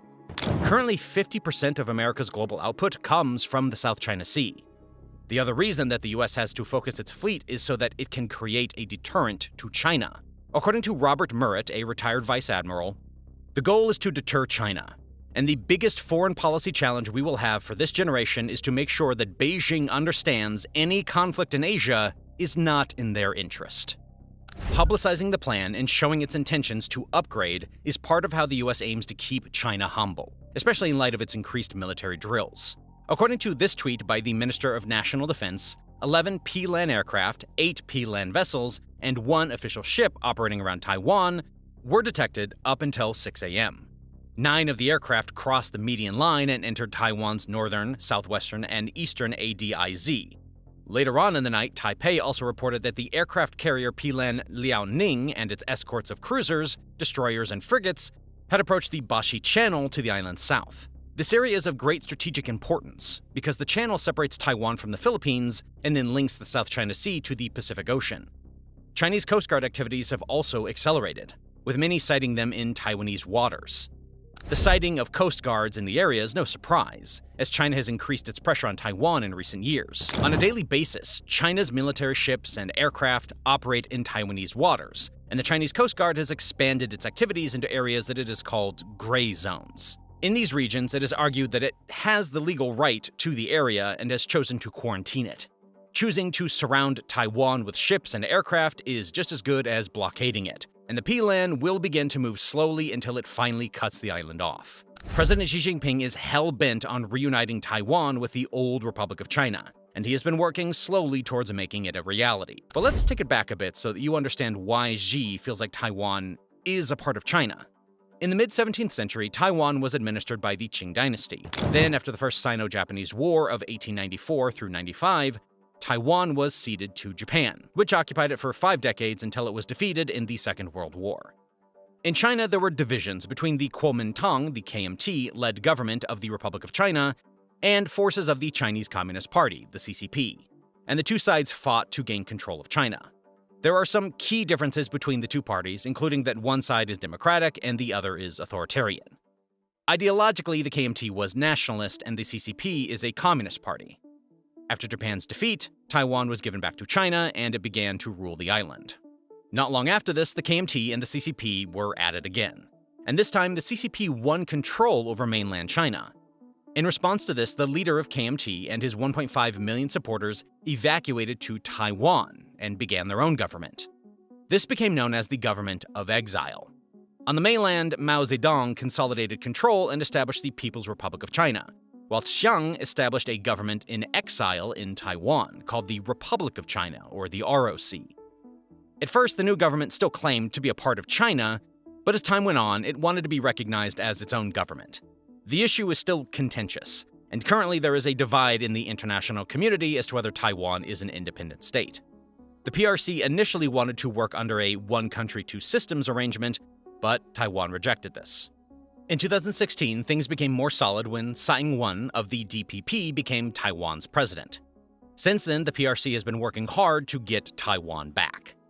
In 2005, it passed a law that stated it would be allowed to use military action against Taiwan if it declared independence. Even diplomatically and economically, China has tried to intimidate Taiwan by blocking its attempts to participate in the UN and international forums. You may be wondering how the US is involved in all of this.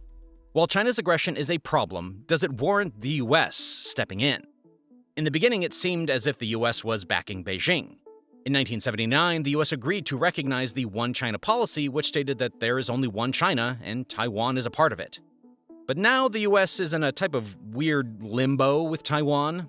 While it does not recognize it as a sovereign state, it has an unofficial relationship with Taiwan and offers Taiwan military and economic support.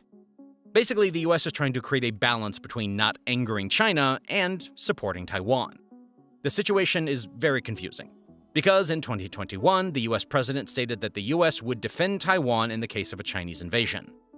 He received a lot of backlash for the statement, and the White House had to do some damage control. Although Washington is trying to play it safe, a lot hinges on Taiwan remaining independent. Taiwan is a good counterbalance to China. If Taiwan remains independent, it means that China's control in the South China Sea is limited. China already lays claim to the land that belongs to the Philippines and Vietnam and bulldozes its way around these islands. Having Taiwan remain a separate entity from China is a good buffer because it checks its power. Remember what we said earlier, 50% of the US global output is centered around the South China Sea?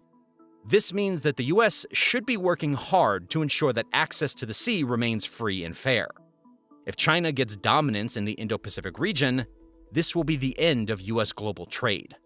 The US also has military interest in Taiwan as well. Taiwan's strategic location is the perfect spot for the US to run operations and surveillance in the South China Sea. The US also runs special military exercises in the area. These special trainings are an opportunity for the US to showcase its strength and prepare for aggression with China. The exercises are called Annual Capabilities Exercises, and they simulate how defense would work if there was a potential Chinese invasion. On the face of it, it seems like the drills are harmless, but they give the US the military presence it needs in the South China Sea, and they allow for intelligence sharing. Taiwan is also a good trade partner to have, and the US and Taiwan work well together in the tech sector, especially in relation to AI and cybersecurity. As the US is working to dissociate from China's aggression, it needs to find a way to wean off its dependence on China and move on to Taiwan as an economic ally. All these long-term plans only work if Taiwan remains the Republic of China. Admiral Franchetti's 7-step plan is exactly what the US Navy needs to be able to reach parity. For the past couple of years, neglect has left the US shipmaking industry regressing, which is not good in times like this, where conflict is always imminent. Project 33 is an intense program that is aimed at ensuring that by 2027, the US Navy is up again. Hopefully 2027 will just be a deadline and will not be the start of a war in the South China Sea. Xi Jinping, the leader of China, is arguably one of the most important men on the planet. With his strong grip on the Chinese Communist Party, as the paramount leader, he rules over more than 1.4 billion people. But as powerful as he is, he won't stay at the top forever. At some point, he will retire, be forced to step down due to his health, or he could pass away while in office. Keep in mind, Xi Jinping is already 71 years old.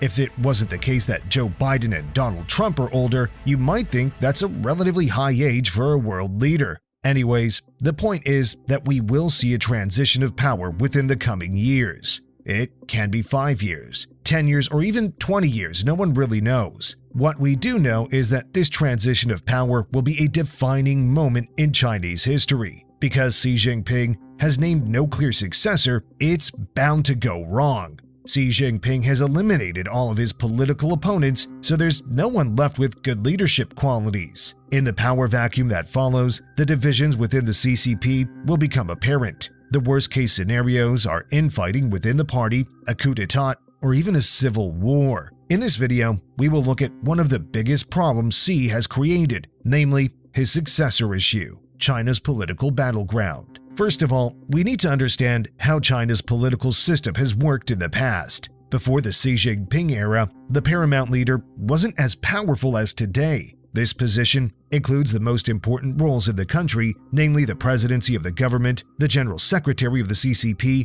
and the chairman of the Central Military Commission. But there used to be something preventing a one-man dictatorship, namely a level of internal competition within the Chinese Communist Party. The CCP used to be way more complex than people realize, with a wide range of political factions. This diversity existed because of the sheer size of the legislative system. The Politburo has 24 members, which forms the head of the Central Committees with 205 members. They carry out the party's decisions and policies in between meetings of the so-called National People's Congress. The National People's Congress is even larger, comprising 2,977 members. In fact, it's the largest legislative body in the world. And that's not even all. You also have important positions in the government, which is technically a separate organization, but tightly controlled by the CCP.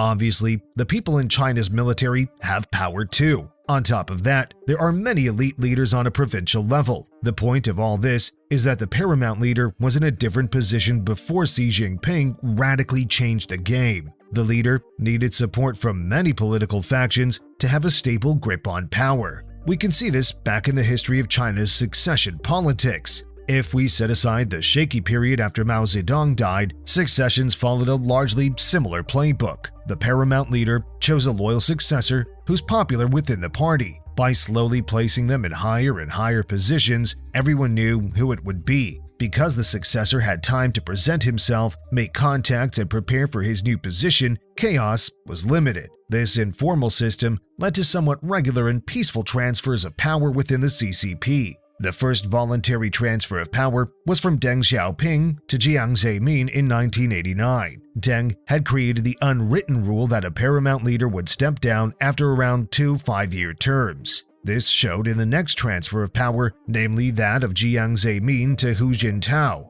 Jiang didn't trust his successor enough to give all positions away at once, and he took 2 years to fully leave. Hu Jintao became the General Secretary in 2002, the President in 2003, and the Chairman of the Central Military Commission in 2004. Even after this time, Jiang remained an influential politician due to his network. Still, the transfer was pretty unremarkable, as Jiang Zemin and Hu Jintao were from different political factions. It seemed to go even better in the next transfer of power. That was from Hu Jintao to Xi Jinping in 2012. In 2007, Xi Jinping was already named as his successor, which made the transfer of power 5 years later very smooth. In fact, it was the first transfer of power without any real hiccups, as Hu Jintao gave up all his 3 roles at once. Little did people know it would be the last one. In a second, we'll get into how Xi consolidated all the power. Right now, let's quickly talk about new changes to YouTube. I'm sure some of you guys have noticed that whenever you go to your homepage on YouTube, you get some videos recommended from channels that are extremely new. Here's an example. This change is relatively new, and it actually provides a perfect opportunity for new channels to get started and grow quickly. In fact, many channels have used this exact thing to grow an audience in the last 12 months. They've gotten millions of views and made thousands of dollars from them. In fact, in just the last 3 years, YouTube has paid out $70 billion to creators. That's around $60 million every single day. So, if you're someone who's interested in starting a YouTube channel, right now is the perfect time. That's why we've launched a completely free 7-day email crash course on how to start and grow a faceless YouTube channel. If that's something you're interested in, you can sign up now for free by clicking the link in the description or scanning the QR code on screen. Now, let's get back to Xi's power grab. When Xi Jinping started his career, the public and the CCP members expected to see a liberal leader and even more stability within the CCP, but that couldn't be further from the truth. People discovered who Xi Jinping really was immediately after he took office. The watershed moment was when he started his infamous anti-corruption campaign. Xi went after quote-unquote tigers as well as flies, meaning people on the highest and lowest levels of government. Corruption was defined very loosely, as it included financial misconduct as well as violating state law or party discipline. Now, you have to understand that corruption was and still is very widespread in China. Taking bribes is normal business for CCP politicians. Cracking down on this issue made Xi Jinping very popular in the public eye. Yet, this wasn't the only or even the main reason Xi decided to tackle corruption. In reality, it was a way for him to consolidate power. Everyone in the party knew that Xi Jinping had the power to destroy their political career and even put them in prison. As of 2023, 120 people in the highest places of government and 2.3 million government officials in total have suffered this fate. Maybe they deserve this, maybe not. Because corruption is so common in the CCP, Xi has dirt on a lot of people. But even innocent people could be charged, as China's judicial system isn't independent and the exact boundaries of violating party discipline are pretty vague. From 2013 onwards, Xi Jinping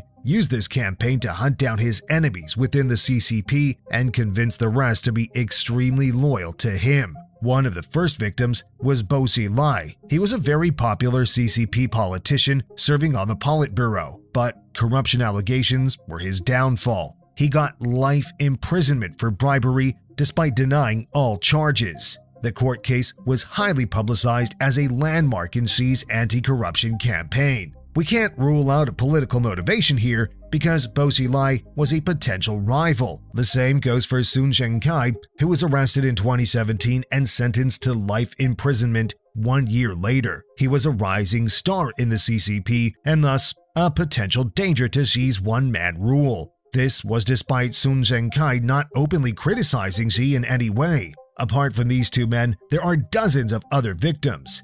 Members of the Jiang Zemin-related Shanghai clique and the Hu Jintao-related Youth League faction have also been charged, demoted, or replaced.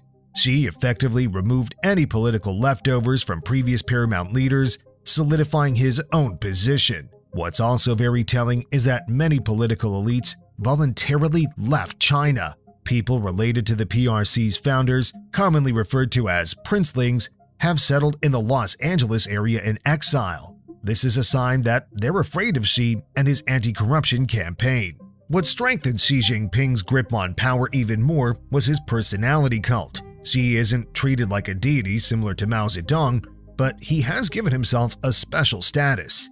In 2016, he designated himself as the core of the Central Committee. Later, in 2019, he introduced the two safeguards. This calls for all party members to secure Xi Jinping's position as the core and the unrivaled leadership of the Central Committee. With these rules, going against Xi Jinping on any matter is the same as going against the party itself, which is illegal. In this way, he has the absolute loyalty of all politicians. The same can be said about Xi's inner circle of friends, which helps him stay in power. The way CCP politics work is that powerful people give their friends high positions to create their own political faction. Xi Jinping is no exception, as he has done it better than anyone else. Some of the friends he made back when he served in the Zhejiang province are now in the highest places of government. This includes the Politburo Standing Committee members Li Qiang, Kai Chi, and Li Ji. The accumulation of all his efforts of consolidation came at the annual meeting of the National People's Congress in 2018. He suddenly announced that he wanted to remove the term limits for the presidency. Out of fear of prosecution, the members of the Congress voted in favor of this legislative change. A former high-ranking CCP member and political professor, Kai Jia, had much to say about this. According to her, he forced everyone at the plenum to swallow the revision like he was stuffing dog shit down their throats.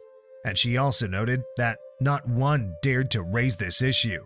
Another key moment that deserves to be mentioned is when Xi Jinping publicly humiliated his predecessor. During the National Congress of the CCP in 2022, former Paramount leader Hu Jintao was forcefully removed. This happened right in front of all the media, and it was clear that Xi Jinping gave the order for this. It sent quite a chilling message about who's in charge. In the same Congress, Xi Jinping removed his last potential political opposition. Li Keqiang and Wang Yang were demoted from the Politburo Standing Committee, and the up-and-coming politician Hu Chunhua was removed from the Politburo. They were all members of the Youth League faction related to Hu Jintao. In one sweep, he removed all the political influence Hu Jintao had left. Xi's succession problem. Although it was highly successful, Xi's power grab came at a cost. It completely destroyed the peaceful transfer of power because there's really no plan for who will come after Xi Jinping. History tells us that this is a common phenomenon. According to the academic Myron Rush, in any personal dictatorship or tyranny, one thing is certain. Someday, there will be a succession crisis. He wrote this about the former Communist Party of the Soviet Union, which shares many similarities with the CCP. So, why is this succession dilemma such a big deal? Well, there are three problems for dictators and for Xi in particular. The biggest issue of all is that he has a lot of enemies. During his anti-corruption campaign, Xi Jinping angered hundreds if not thousands of high-ranking officials. If Xi lets go of power and these people manage to take over the government, he has a big problem on his hands. He and his family might end up being prosecuted, jailed, or even worse. So, Xi needs a successor who's extremely loyal to him and competent enough that he can weather the inevitable opposition. The CCP leader has an inner circle he can trust, but there's a second problem. The people he keeps close are terrible picks for successors. In the history of paramount leaders, most have had a very wide portfolio before they got the top job. This includes positions on the provincial level, in the military, and in various party organs. This gives them the necessary political skills, connections, and credibility. The problem for Xi is that there's no one in his inner circle with such a wide governing portfolio, and that didn't happen by accident. Xi Jinping hasn't given anyone the room for it, perhaps because he's too afraid to do so. After all, someone powerful enough to succeed Xi is also powerful enough to be a threat to his rule. He didn't remove all the runners-up during the anti-corruption campaign for no reason, so he won't create one either. Another dangerous aspect of preparing a successor is that it might anger some people. Politicians that don't like Xi's pick could turn against the leader with dangerous consequences. In short, there are a lot of problems with Xi Jinping's succession, which leaves us guessing at China's future. Although it's impossible to say what will happen after Xi, it's worth looking at some different scenarios. The Center for Strategic and International Studies, combined with the Lowy Institute, actually made a report about this. It contains 4 different scenarios that might happen, although the first one is already outdated. Xi Jinping could have transferred his power back in 2022 when he was expected to step down after 2 5-year-long terms. This wouldn't make sense though, as he removed the term limits to avoid this exact moment. And because of the reasons we discussed before, Xi doesn't really have someone to replace him at the moment. Scenario 2 is a transfer of power at the 21st or 22nd Party Congress in 2027 or 2032, respectively. This makes some sense because it gives Xi time to prepare a future candidate. And, not unimportantly, all of his remaining rivals will have retired by then. The CCP will have a new generation of elite politicians, all of which have been approved and appointed by Xi. After Xi steps down, he can maintain informal power through his political connections, becoming some sort of kingmaker. Deng Xiaoping and Jiang Zemin have done this before, and it worked out for them. Xi Jinping can even keep one of his current positions as a safeguard, such as the PRC presidency or the head of the Central Military Commission. In this way, Xi can make sure that he and his family stay safe and that the power transfer goes smoothly. This scenario is not impossible, but it is more likely that Xi will cling on to power as long as he can. Generally, authoritarian leaders don't like to give up on their position. The words of British historian Lord Acton hold true, namely that absolute power corrupts absolutely. So let's move on to scenario 3, namely that of a leadership challenge or a coup. There are more than enough people in China that don't like Xi Jinping, mostly because of his anti-corruption campaign and dictatorial traits. If these people get together, they can either oust him politically or militarily. Despite the potential support for this though, there are some enormous challenges making this scenario the least likely one.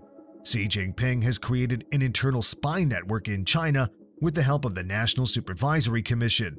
He will likely know about any internal dissent before it even takes place, because all communications are closely monitored. Any movement of resistance will have to start without any previous organization, which is incredibly hard. It can only happen if everyone believes Xi's position is weak, like during a failed conflict or an economic crisis. Then it comes down to an enormous bet by Xi Jinping's enemies. They can openly declare a resistance with 2 possible outcomes. Either they'll get arrested, or they'll be successful if the majority of CCP members join them. However, this scenario is close to impossible because it depends on 2 big what-ifs. Lastly, we move on to the most likely scenario of all: unexpected death or incapacitation. This has happened to the likes of Stalin and Mao, who have clung on to power until the very last moment. Because of the rumors about Xi Jinping's health and his relatively old age, it won't be surprising if he passes away or gets seriously ill. A few things can happen if that's the case. People in his inner circle will likely try to take over control, but their grip on power is very limited. This is because of a few sentences in the PRC and CCP constitutions about succession after sudden death. The positions of General Secretary of the CCP and the Chairman of the Central Military Commission will be elected by the Central Committee, and the President will be elected by the National People's Congress. This process is bound to be very chaotic. Not everyone within Xi's loyalist base wants the same successor. Top politicians like Li Qiang, Zhao Leiji, or Wang Huning all have something to say for themselves. The current vice president, Han Zheng, also has a chance. And there are undoubtedly scores of other ambitious CCP politicians that would want to fill the power vacuum. If these people start fighting each other, there's really no predicting what will happen next in China. One group could come out victorious and establish a new government. But in a moment of weakness, outsiders can also try to take advantage. People hurt by Xi's anti-corruption campaign could see the opportunity of their lifetime and try to come back. This includes the Shanghai clique and the Youth League faction. Although history doesn't always repeat itself, it's worth looking at what happened after Mao Zedong passed away. The situation was different from sudden death because Mao had been sick for years. This gave Mao time to choose a successor, namely Hua Guofeng. He did take over in 1976, but his reign didn't last long. Hua Guofeng was too weak to resist the opposition and was sidelined by Deng Xiaoping. Deng Xiaoping would have been one of the last picks by Mao. He was arrested during the Cultural Revolution because of his alleged capitalist ideas. When he came to power, he reversed many of Mao's policies and actually opened China up to the world. Maybe Xi Jinping's decisions will also be reversed, and we can see a more liberal leader and a more decentralized China. There's also a possibility that it goes way different than it has in the past. The post-Xi crisis can be a black swan event where an anti-CCP movement rises to power. Some analysts think that the entire system will break down and that communist China won't be able to survive after Xi. In the end, who knows? All of these scenarios are incredibly uncertain and unpredictable because there are so many factors at play. Xi Jinping's own decisions will have a huge impact, as do the decisions of his rivals and his allies. But one thing is for certain. The transition of power after Xi will be a historical turning point for China and the rest of the world. There's a very real chance that it will descend into chaos and instability. This is because Xi is unable or perhaps unwilling to prepare a successor with disastrous consequences. After the dust settles, we may see a very new China emerge, both on a national level and internationally. The Philippines has called out China. China's response is clearly not good. CCP has a nasty habit of stretching its borders and claiming territories that don't belong to it. Unfortunately, it's made a big mistake by choosing the Philippines as a victim this time around. In the past couple of weeks, tensions have been really high in the South China Sea, as Philippine and Chinese Coast Guard ships are reporting multiple collisions in the region. As a Chinese Coast Guard ship collides with a 97-metre Philippines vessel. The Philippines Coast Guard says one of its largest vessels sustained widespread damage. Both sides are blaming each other for the collision. According to the Philippine government, the Chinese Coast Guard vessel hit a Philippine Coast Guard vessel 3 times. First, real quick, we need your help. CCP bots are fighting hard against this type of content, and we need your help to fight them off. Please leave a quick like on this video to help us push against the YouTube algorithm so we can continue to bring you informative content. On the 19th of August, several Chinese and Philippine vessels collided near the Sabina Shoal, with the Chinese Coast Guard claiming that the Philippine vessel deliberately collided with them. The shoal, which has been claimed by China as Jianbinjiao and is Escalating Shoal by the Philippines, is located some 75 miles from the Philippines' west coast and 360 miles from China. This incident was followed by a second round of collisions with both sides once again blaming each other. The Philippines claimed that the Chinese Coast Guard vessel 5205 intentionally rammed into the Philippines vessel. On the other hand, the Chinese claimed that the Philippine ship was illegally stranded at the shoal and deliberately rammed into them. Another incident also occurred on the 26th of August, where the Philippines claimed that 40 Chinese ships prevented 2 of their boats from conducting a humanitarian mission to restock the Teresa Magbuana, a Philippine Coast Guard ship deployed months earlier to the shoal. Again, China continued with its rehearsed defense that its actions on the sea have been professional and appropriate.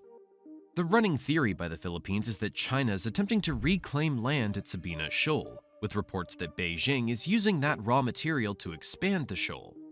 Of course, China's denied this, stating that the claims are groundless and unscientific. Although these are the most recent incidents, China and the Philippines have been at it since the beginning of the year. We'll start with a small incident in January, where a Filipino fishing boat captain claimed the Chinese Coast Guard drove him away from Scarborough Shoal and forced him to dump his catch into the sea. The Scarborough Shoal is a triangular reef formation that is a source of contention because of its rich waters and marine resources. It's been the site of a lot of Manila-Beijing disputes in the past couple of months, and in May, 200 volunteers and 100 fishermen broke through the blockade of Chinese vessels and reached the shoal. Back at the second Thomas Shoal in March, Chinese and Philippine Coast Guard vessels collided, injuring 4 Filipino crew members. Things got more dangerous in April this year when a Chinese Coast Guard ship fired water cannons at 2 Philippine patrol vessels near the Scarborough Shoal, which could soon overtake the second Thomas Shoal as the two nations' biggest shoal fight. Again, in June this year, a Chinese Coast Guard rammed a Filipino resupply boat. The Chinese sailors were brandishing makeshift spears, which cost a Filipino soldier one of his fingers. The Philippine military chief, General Romero Bronner, stated that they were outnumbered and the Filipino crew had been unarmed and had fought with their bare hands. In response to these allegations, the Chinese Foreign Ministry spokesman Lin Jian said that Manila's comments on the clash were bogus and that the Philippines was to blame. According to them, Filipino boats have been ramming into Chinese vessels. Beijing wants us to believe that their Coast Guard has been professional and restrained during the confrontation, and that no direct measures were taken against Filipino personnel. As we can see throughout this year, the interactions have moved from microaggressions to full-on fights.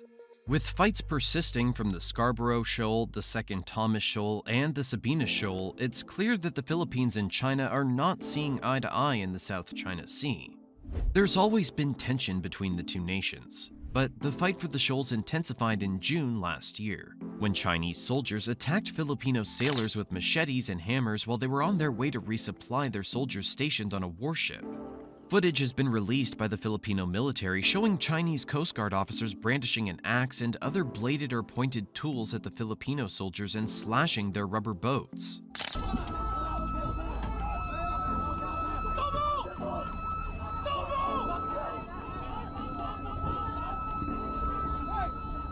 China and the Philippines have been fighting a lot in the South China Sea, 9 times in just August alone.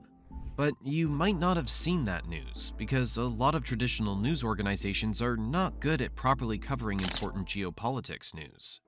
That's why I launched Global Recaps, a geopolitical newsletter that covers important geopolitical news in a simplified manner. Every evening, I send out an email directly to your inbox covering important stories that you can read in just a few minutes. Best of all, this is completely free, and you can sign up now by clicking the link in the description or scanning the QR code. Both sides blamed each other for the confrontation, but knowing China, this was definitely one of their acts of aggression. We would think that by now China would have managed to win this border dispute. China's been known to bully smaller nations into a corner, but surprisingly, the Philippines has been giving it a run for its money. After the incident in June this year, Philippine President Ferdinand Marcos Jr. stated, "We will never be intimidated or oppressed by anyone." He's pledged to continue to exercise our freedoms and rights in support of our national interests in accordance with international law. This lets us know that these disputes are probably going to be going on for a very long time. Now, if you've been a loyal subscriber for a while, you'll know that this is not the first time that China's come head-to-head with the Philippines in this area. We've discussed the most recent aggressions, but now I want to explain why the South China Sea is such a hot zone for disputes. Later on, we'll also shed a light on how the USA is tangled up in all of this. The South China Sea is a sea in the western Pacific Ocean that is about 3.5 million square kilometers. Its positioning is the source of contention as it's right in the middle of these 6 nations. The sea is south of China and Taiwan, between Vietnam and the Philippines, and north of Brunei and Malaysia. It holds 2 groups of islands, the Spratly Islands in the south and the Paracel Islands in the north. As you can expect, the dispute is territorial, as all 6 countries claim a part of the sea and the islands within it. China's claim of the islands is the largest, demarcating it by the so-called 9-dash line. These lines are based on a 1936 map by Chinese cartographer Bai Meichu. The line comprises 9 dashes that extend hundreds of miles south and east from its most southerly province of Hainan. China also claims that the territory has been part of it for centuries, including the Paracel and Spratly Island chains. Outside of the territorial issues with the island, there are other things that have made the South China Sea worth the fight. The South China Sea is one of the busiest waterways for global trade, with ships carrying an estimated 30% of global crude oil through it. What's even more interesting is that its seabed is believed to hold huge oil and gas reserves. According to the Council on Foreign Relations, the sea is estimated to have 11 billion barrels of untapped oil and 190 trillion cubic feet of natural gas. It's also home to rich fishing grounds, and more than half of the world's fishing vessels operate in this area. The Paracels and the Spratlys have been rumored to have reserves of natural resources around them. Specifically for China, the South China Sea is its second most used sea lane in the world after the Dover Strait, and 60% of its total trade and 80% of its oil imports transit through the region. To add to its appeal, on the tourism front, the islands of the South China Sea have a lot to offer. Beach resorts like the Philippines' Boracay have some stunning beaches and beautiful sunsets. The cruise tourism market is also booming, with ships operating from China, Vietnam, Thailand, and the Philippines going into the sea. Having control over more islands in the region means being able to take a slice out of the tourism pie. Now, while all these things make the South China Sea a worthy territory, what's probably fueling the fire is the fact that the sea is such a strategic military location. Because the sea is so close to so many countries, many of them are looking to drop military bases and installations around islands and shoals. China's been camouflaging military ships on the sea, claiming that they're just fishing boats. Beijing's aim is for the ships to provide backup to the China Coast Guard and maintain a constant presence in remote waters. In addition to its military buildup, China has already built sea military bases on the Spratly Reefs while also flying its fighter jets above the sea. Now that we've looked at the reason for the numerous fights, let's trace out some of the earlier contentions for the South China Sea. China's aggression in the region and its claims have been a problem, as each of the 6 countries occupies at least one of the islands. As the CCP has become more militarized in its activities in the sea, Vietnam and the Philippines have been the 2 nations that have given China the most grief about its claims. In the 1900s, China and Vietnam fought for the region, with the 2 fighting for the Spratly and Paracel Islands. In 1974, China seized the Paracel Islands from South Vietnam, killing more than 75 Vietnamese soldiers in the process.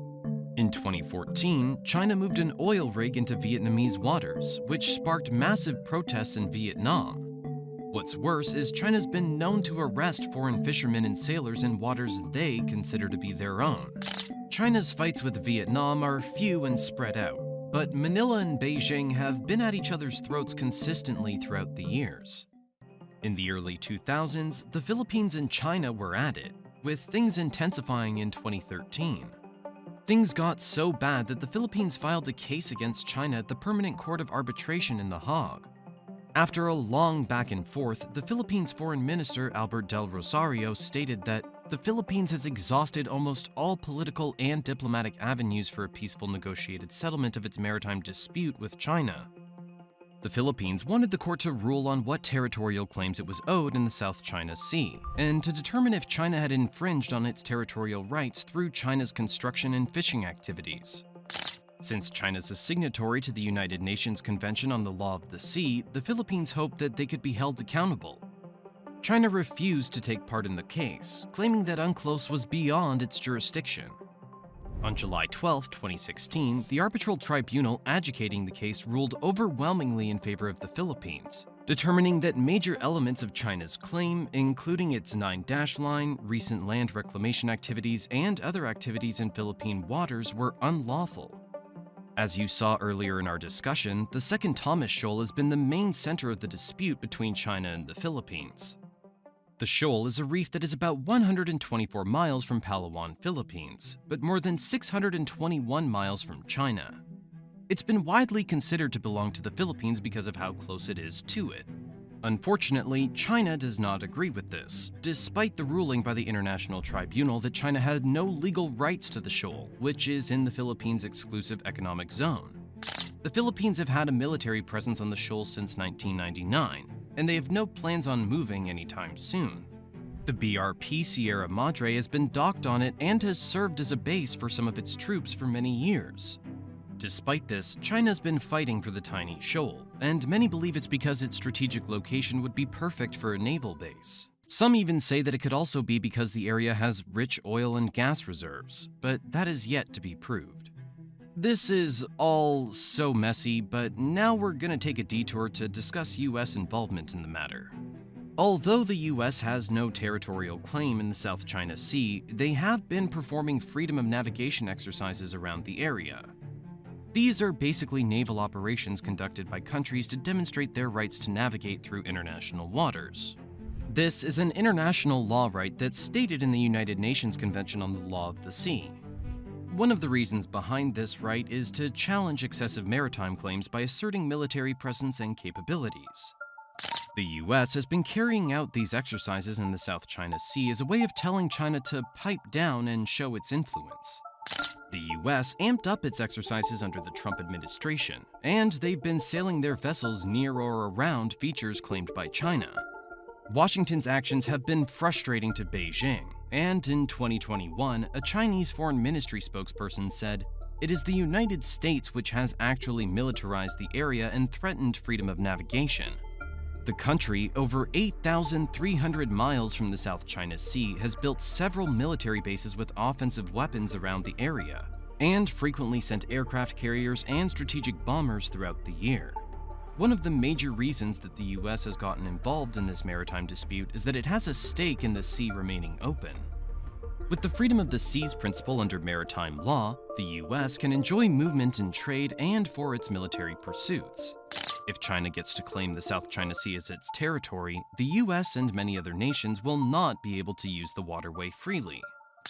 The Philippines is also an ally of the US, so their involvement in the area is also to maintain stability. They have a mutual defense treaty with the US, which means that if the contention of the South China Sea turns to war, the US would be obligated to step in. We also need to look at the fact that despite China's feelings that the US is overly involved, the US has really been trying to stay neutral. Beryl Nowens, an executive director for Asia at the International Institute for Strategic Studies, states that responding to coercive actions in the gray zone is difficult precisely because the lines between peace and conflict are blurred. What's ensured that the US has kept its antics to a minimum is the fact that it also has been trying to reduce its tension with China. President Biden has made it clear that he seeks only to have friendly competition with China, and that America is looking to consolidate a friendship with China. This means that the US is towing a delicate line, and the Philippines will probably have to keep fighting its own battles in the region. As the fights between the two nations escalate at an alarming rate, we need to start talking about what could happen next. Things could escalate further, as there are reports that Beijing wants to implement a new policy that would authorize the Chinese Coast Guard to detain foreigners crossing into waters claimed by China. This is a direct violation of international law, and it could see more than just the Philippines going head-to-head with China. In the meantime, the Philippines is not lying idle. Manila is working on deepening its alliance with Washington, and the two countries have carried out military drills together. This also took place on an island chain in the northern Philippines with a practice launch of an anti-cruise missile that sunk a decommissioned ship. While the US has been neutral till this point, a strengthening of the alliance could be a sign that it may be willing to act with the Philippines in the near future. The Philippines has been carrying out a number of security drills and signing agreements with other countries like Australia and Japan.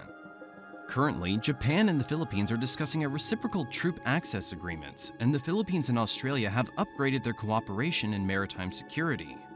The Philippines is doing a lot of leveling up on the military front, giving China a reason to be afraid. Currently, it's a waiting game, and the next act of aggression will show us the intentions of the two nations. At present, Manila continues to record each incident and publicize it for the world to see. By showing us who China really is, the Philippines is preparing for the time that it does actually hit back. When it finally pushes China out with military force, the international community will be able to understand what led to that point.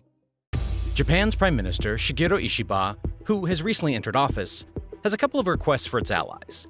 The creation of an Asian NATO and shared control of Washington's nuclear weapons as a deterrent against China, Russia, and North Korea. In an op-ed for the Hudson Institute, which is a Washington, D.C. think tank, Shigeru called for the setup of a NATO-style defense network that would push back against China's territorial ambitions in Asia. Clearly, there are two countries who are not fans of this idea, namely China and Russia. So in this video, we're going to dive into the real reason why Japan is pushing for an Asian NATO, and why it thinks having nukes is the only way to protect itself from some of its more aggressive enemies. Now, our content is not very popular with the CCP because of what we expose about their actions. Because of this, we are constantly fighting against bots that try to downvote our content and leave negative comments. You can help us out by liking our content and sharing it with your friends and family. Now, the way Japan sees it, Ukraine today is Asia tomorrow. Ukraine and Russia have been at war since February of 2022. And at this point, they are fighting a war of attrition. The entire world has had a front row seat to the devastation of Ukraine. And most of us do not want to see something like this happen again anytime soon. Ishiba compares China to Russia and sees Taiwan as the next Ukraine. His fear is that there is no agreement like the one NATO has to require Asian countries to come to Taiwan's defense. China will not be stopped. Ishiba's fears have been confirmed in how the US has dealt with Ukraine. Now, don't get me wrong, the US's support of its ally has been phenomenal. Military aid has been provided, and the White House has been one of the loudest condemners of Russia. However, the US has not fully stepped in, because, according to US President Joe Biden, Ukraine is not a member of NATO, so there's no obligations to defend it. China's constant expansion into the Indo-Pacific region is happening at an alarming rate, and Japan is worried that a war could soon develop over Beijing's claims of Taiwan. After China deals with Taiwan, Tokyo is afraid that it will be next. Talking about existing security alliances, Ishiba wrote in his op-ed, if these alliances are upgraded, a hub-and-spoke system with the Japan-US alliance at its core will be established. And in the future, it will be possible to develop the alliance into an Asian version of NATO. But what is it about NATO that makes it something Ishiba thinks would work well for Asia? NATO, or the North Atlantic Treaty Organization, is a military alliance that was set up in 1949. At the center of NATO's mission is the principle of collective defense, which states that an armed attack against one or more members constitute an attack against all of NATO. Article 5 of the agreement triggers collective defense and creates an obligation on the member states to step in if a third party invades a NATO member state. The key principles of collective defenses are collective scrutiny, mutual defense, and solidarity. Such an alliance works really well against aggressors because it creates a deterrence that discourages them from attacking a NATO member state. Historically, Article 5 has only been triggered in response to the September 11th attacks in the United States. The solidarity shown during this was impressive, and everybody stepped in to support operations in Afghanistan. Since then, Article 5 has not been used yet, and this shows us that September 11th sent the message out loud and clear to aggressors. Japan's vision for this alliance would include Asian countries that are willing to come together against China's expansion in the area. If such an alliance were to be set up, it would work as a deterrent for China, as Beijing would have to think about whether it could sustain a war of collective defense. Let's talk about the nations that would most likely be in this alliance, and discuss how effective such an alliance would be. The Asian version of NATO would have to include all of China's enemies, as they would all share the same fears about China's aggression in the region. Top of the list would definitely have to be Taiwan, considering the fact that it is currently experiencing increased Chinese presence around the island. After a civil war in China, the KMT party left the mainland and set up a government on the island. Since then, China has vowed to reunite it with the rest of the PRC, despite Taiwan declaring its sovereignty. Taiwan would also make a lot of strategic sense, as it would be the buffer zone between China and the other members of the Asian NATO. Its proximity to China creates the perfect opportunity for it to be the grounds for monitoring or deploying in the case of a war. The strong ties that Taiwan has with the US will also greatly benefit the alliance. The The US has been investing a lot in the Taiwanese military, and there has been a lot of Washington military presence on the island. Another good contributor would be the Philippines. Both Japan and the Philippines share similar concerns around China's aggression, and the Philippines has been at loggerheads with China for a while over the South China Sea. The Philippines also has a lot of influence in the Indo-Pacific region, meaning that it will bring its military prowess and experience to the table. The next potential partner would have to be India. India has already had enough of China in Bhutan, and an alliance like this would provide it a much-needed protection in case China tries to retaliate. India also has a lot to offer as a country. It has one of the fastest-growing economies in the world, and it holds major trade power in the East Asia region. According to Statistica, India has the second largest army and the third largest military budget in the world. Its arsenal also boasts top-of-the-range missiles, and it has a fast-growing naval stock. Geographically, India has a prime positioning in the Indian Ocean, and this means it controls a lot of shipping routes. An added plus is that India and Japan also have a very good relationship. And in 2014, they signed a special strategic and global partnership agreement that aimed to strengthen cooperation in defense and technology. Finally, let's throw South Korea into the mix. Its positioning on the Korean peninsula would be an advantage because it is perfectly placed around North Korea and China. This position would be more important in the case of a war. South Korea is also a player in the Indo-Pacific region, and its influence would greatly benefit the alliance. It has a well-equipped military and advanced technology, which would make it an asset to have in the alliance. These are the 4 countries that we have highlighted here, but there are many other options for an Asian NATO alliance, including Australia, based on the relationship it has with Japan. What a lot of countries in the Indo-Pacific region have in common is their beef with China, and their fear that China's expansion will push into their territories. Understanding that there is a regional need for collective defense is what has made Japan step forward and make this novel suggestion. Unfortunately for Ishiba, the idea was not received as well as he thought it would be. Now, recently we crossed 1 million subscribers. Ever since then, we have been flooded with emails asking us questions and asking for advice about growing a channel on YouTube. And even though we try our best to reply to every single email, sometimes these take up too much time or, they ask the same questions that we've answered before. So that's why we've decided to put all of our YouTube advice into one email bootcamp for completely free. So if you're someone interested in starting your own YouTube channel, you can get our email bootcamp by clicking on the link in the description or scanning the QR code on the screen. Okay, let's get back to the video. What might even be a bigger blow for him is the fact that some of this pushback is coming from his own colleagues. Foreign Minister Takeshi Iwaya described the Asian NATO concept proposed by his boss, Ishiba, as a good idea, but one that should not be considered for now. In a report made by the Japan Times, Iwaya stated that such an alliance is not something that should be considered in the medium to long term. From his end, establishing a working framework for such an alliance would be difficult. The Japanese constitution would also make it impossible for such an arrangement to happen. According to Article 9, Japan is only permitted to use the minimum necessary force to defend its own territory. This is because Japan's military is a self-defense force.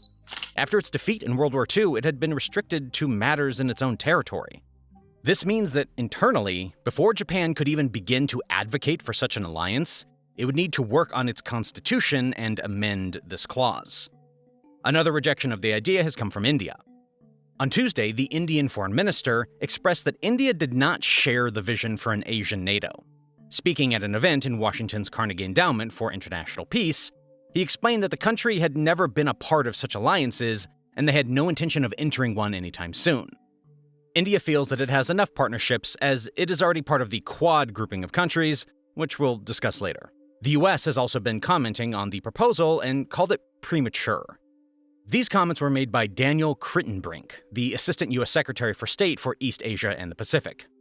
It's too early to talk about collective security in that context and more formal institutions. What we're focused on is investing in the region's existing formal architecture and continuing to build this network of formal and informal relationships. From the US's side, it makes more sense for Japan to focus its energy on building its current alliances. The idea of an Asian NATO is ambitious, and currently the US does not believe that Japan can pull one off. The problem that most nations have with the idea of a mutual defense agreement is the obligations they carry. Most Asian countries have a decent relationship with Japan and would welcome military agreements with the country. An Asian NATO carries a higher burden, and they do not want to be expected to defend Japanese interests if called upon. This is disappointing for Ishiba, but although Japan may not be able to get its Asian NATO soon, it has other good military alliances.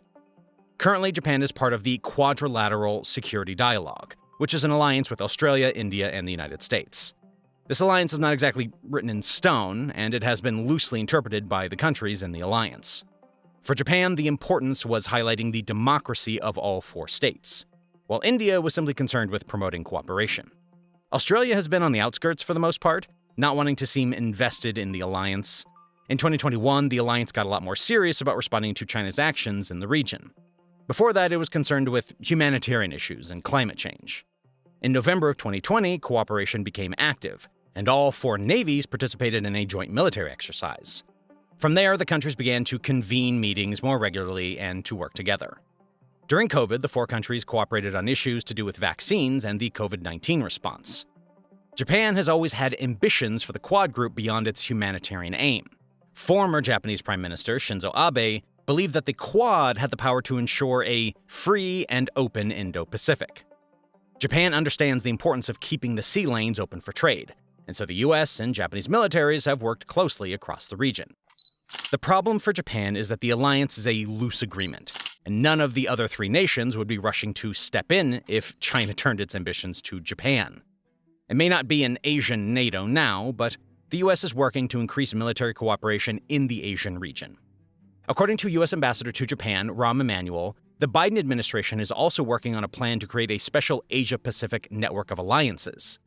This agreement will see the US teaming up with Japan and the Philippines to foster cooperation in the case that a war breaks out with China. This agreement will allow for military exchanges, joint naval drills, and security aid packages. For now, Japan can rely on these types of agreements to provide some sort of protection against China if things escalate. Japan's Prime Minister Ishiba's other request was for control of Washington's nuclear weapons as a deterrent against China, Russia, and North Korea. Ishiba's vision for this area is that the Asian version of NATO would either be a part of America's sharing of nuclear weapons, or there would be the introduction of nuclear weapons into the region. Currently, NATO has a nuclear sharing agreement. This agreement is part of NATO's policy of nuclear deterrence, and it allows member countries without nuclear weapons of their own to participate in the planning for the potential use of nuclear power by member states that have nukes. The armed forces of these countries will be heavily involved in delivering nuclear weapons in the event of their use. And so the agreement basically prepares everybody for nuclear warfare. Parties to this nuclear sharing agreement carry out consultations and have decision-making power on nuclear weapons policy, including their maintenance, storage, and use.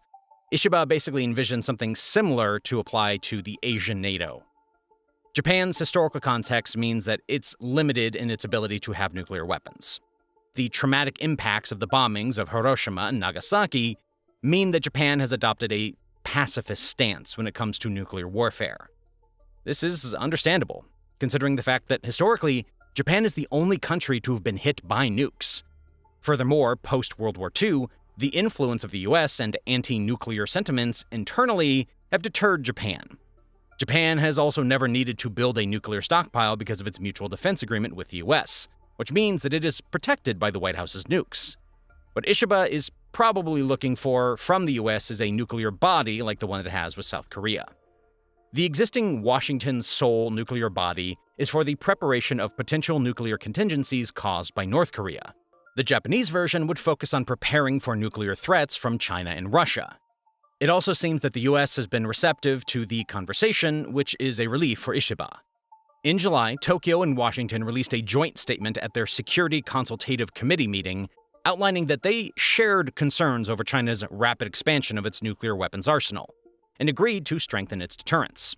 James Schaff, a senior director at the US-Japan Next Alliance initiative at the Sasakawa Peace Foundation USA, commented on this, saying, "The US ROK, Republic of Korea or South Korea, approach is probably a good example of where the US and Japan might go in the future if nuclear threats keep increasing.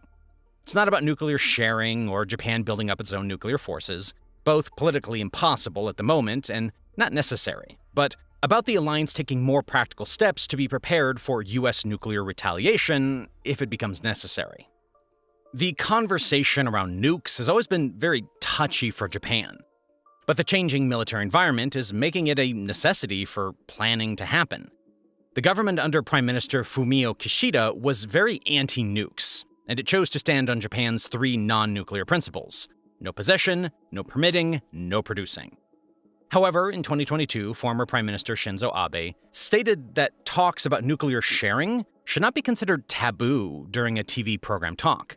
Tatsuo Fukuda, the chairperson of the ruling Liberal Democratic Party's, the LDP, General Council, commented on the discussion, stating that the debate about nukes was inevitable and should not be shied away from, especially when it has to do with protecting the Japanese people. LDP policy chief Sane Takaichi also backed this viewpoint, stating that discussion over whether to make an exception just when the safety of the people is in peril should not be suppressed. The debate within the country is intense. On the one hand, you have the Japanese Innovation Party, which recommends that the government needs to start discussing a review of the 3 non-nuclear principles and launch talks on nuclear sharing, especially in light of Russia's invasion of Ukraine. On the other hand, the Constitutional Democratic Party of Japan does not even want to hear the discussion, stating that debates about such things that step out of Japan's defense-only policy should not be entertained all of a sudden. The fear is also that if Japan enthusiastically pursues such conversations, the international community will get suspicious. Japan's stance on nuclear warfare is valid, but it needs to shift in light of the new threats on the horizon. China's acceleration as a nuclear powerhouse is alarming, and Japan may not be able to hide behind deterrence for much longer. According to the Bulletin of Atomic Scientists, China now has an estimated 500 nuclear warheads, while a 2023 Pentagon report highlights that there have been a significant increase in China's operational nuclear weapons. This Pentagon report estimates an arsenal of over 1,000 warheads by 2030 and 1,500 by 2035. The thing that is scaring everybody about this situation is the sudden switch-up by Beijing. China did not care about nukes for a while, and it was not even a part of the global nuclear arms race, which began with the US and the Soviet Union. China's main priority was economic growth, and it only had a limited nuclear arsenal for defense purposes. Then, one day, everybody blinked, and China was rivaling countries like Russia and North Korea in relation to nuclear power. While China maintains that it is a part of team deterrence, the US has been keeping a close eye on it. There have been increased military, diplomatic, and economic pressures on Taiwan, Japan, and the Philippines, indicating that China is pushing for expansion. China's bold expansion plans are here because it claims it needs to push back against the US efforts to contain its rise. However, the increase in naval ship patrols, warplane movement, and military exercises shows that China is preparing for something bigger. As if China with nukes was not a big enough threat, there have been talks of Russia helping China expand its nuclear weapons program. Last month, US official Vipin Narang made the bold assertion that Russia, which has a contract to supply the highly enriched uranium, HEU, for Chinese reactors, is actually fueling China's nuclear weapons program. China has been working on switching to nuclear energy, stating that it is a cleaner source of power. Russia and China have an agreement in which Moscow provides China with uranium for its nuclear technology, but both nations state that it is very innocent. This agreement also includes a clause that states that China is not meant to use it for military purposes. The speculation is that China is secretly using the supply for nuclear weapons program, which is not too far-fetched an idea considering the nature of the two powers. On top of the growing threat from China, Japan also needs to think about the suspicious cooperation between Russia and North Korea as nuclear powerhouses. There have been rising concerns that Moscow is sharing nuclear expertise with North Korea in exchange for artillery and missiles. Despite these speculations, there have been no proof of these claims yet.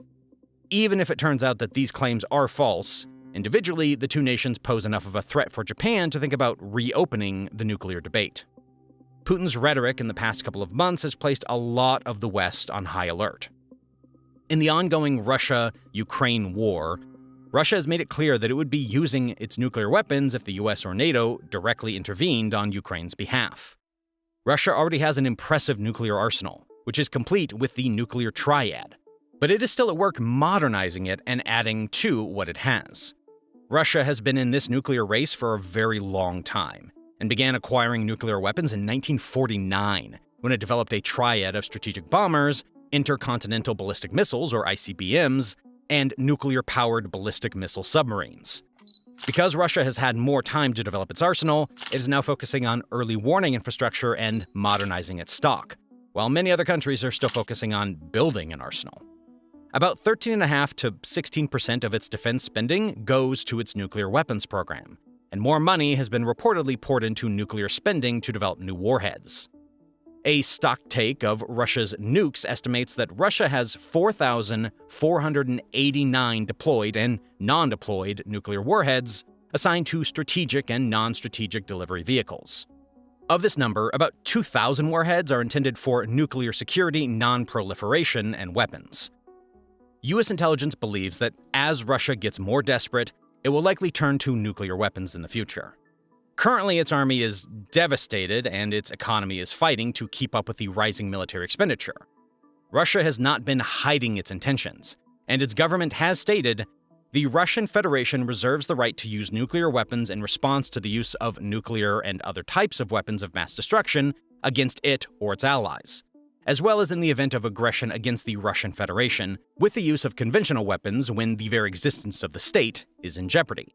North Korea has also been on the radar, especially now during Kim Jong-un's reign. Under his leadership, North Korea has conducted 6 nuclear tests and hundreds of tests of short, medium, and long-range missiles. In April of 2023, North Korea tested a Hwasong-18 intercontinental ballistic missile with a solid fuel propellant for the first time.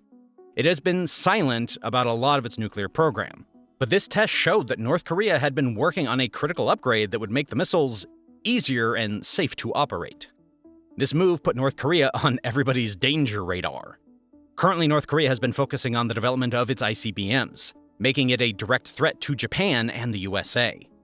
As the nuclear underdog, North Korea has been working on developing an arsenal that includes strategic and tactical ballistic missiles and multiple delivery systems. In developing its launch systems, North Korea has been working towards having ground and sea-launched missile systems and prioritized mobile-based systems. The rough estimates suggest that North Korea has around 40 to 60 nuclear warheads, with some saying that it could have as many as 100 warheads in its current inventory.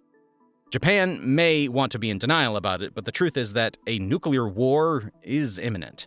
Its past should be what makes it more active in the nuclear conversation. Its pacifist policy, which made sense post-World War II, does not make sense when global powers are arming themselves with nuclear weapons. A revising of its law around nukes and the creation of a nuclear sharing program will help Japan safeguard itself from nuclear escalation. While the debate will go on internally, Prime Minister Ishiba has already set out his intentions as a leader. Right at the beginning of his term of office, Prime Minister Shigeru Ishiba has made it pretty clear what his intentions are for Japan's foreign policy. Currently, the alliances that he has with countries like India, the US, and Australia seem inadequate for the rising threat that is China. Internally, there's still a lot of debate about whether Japan is ready to begin nuclear sharing or whether there should be an Asian NATO. The general consensus seems to be that it is way too soon for the conversation on both matters. While his government may feel that way, Ishiba has an understanding that things are changing swiftly, and that the pacifist policy that Japan once knew was not going to offer the support needed.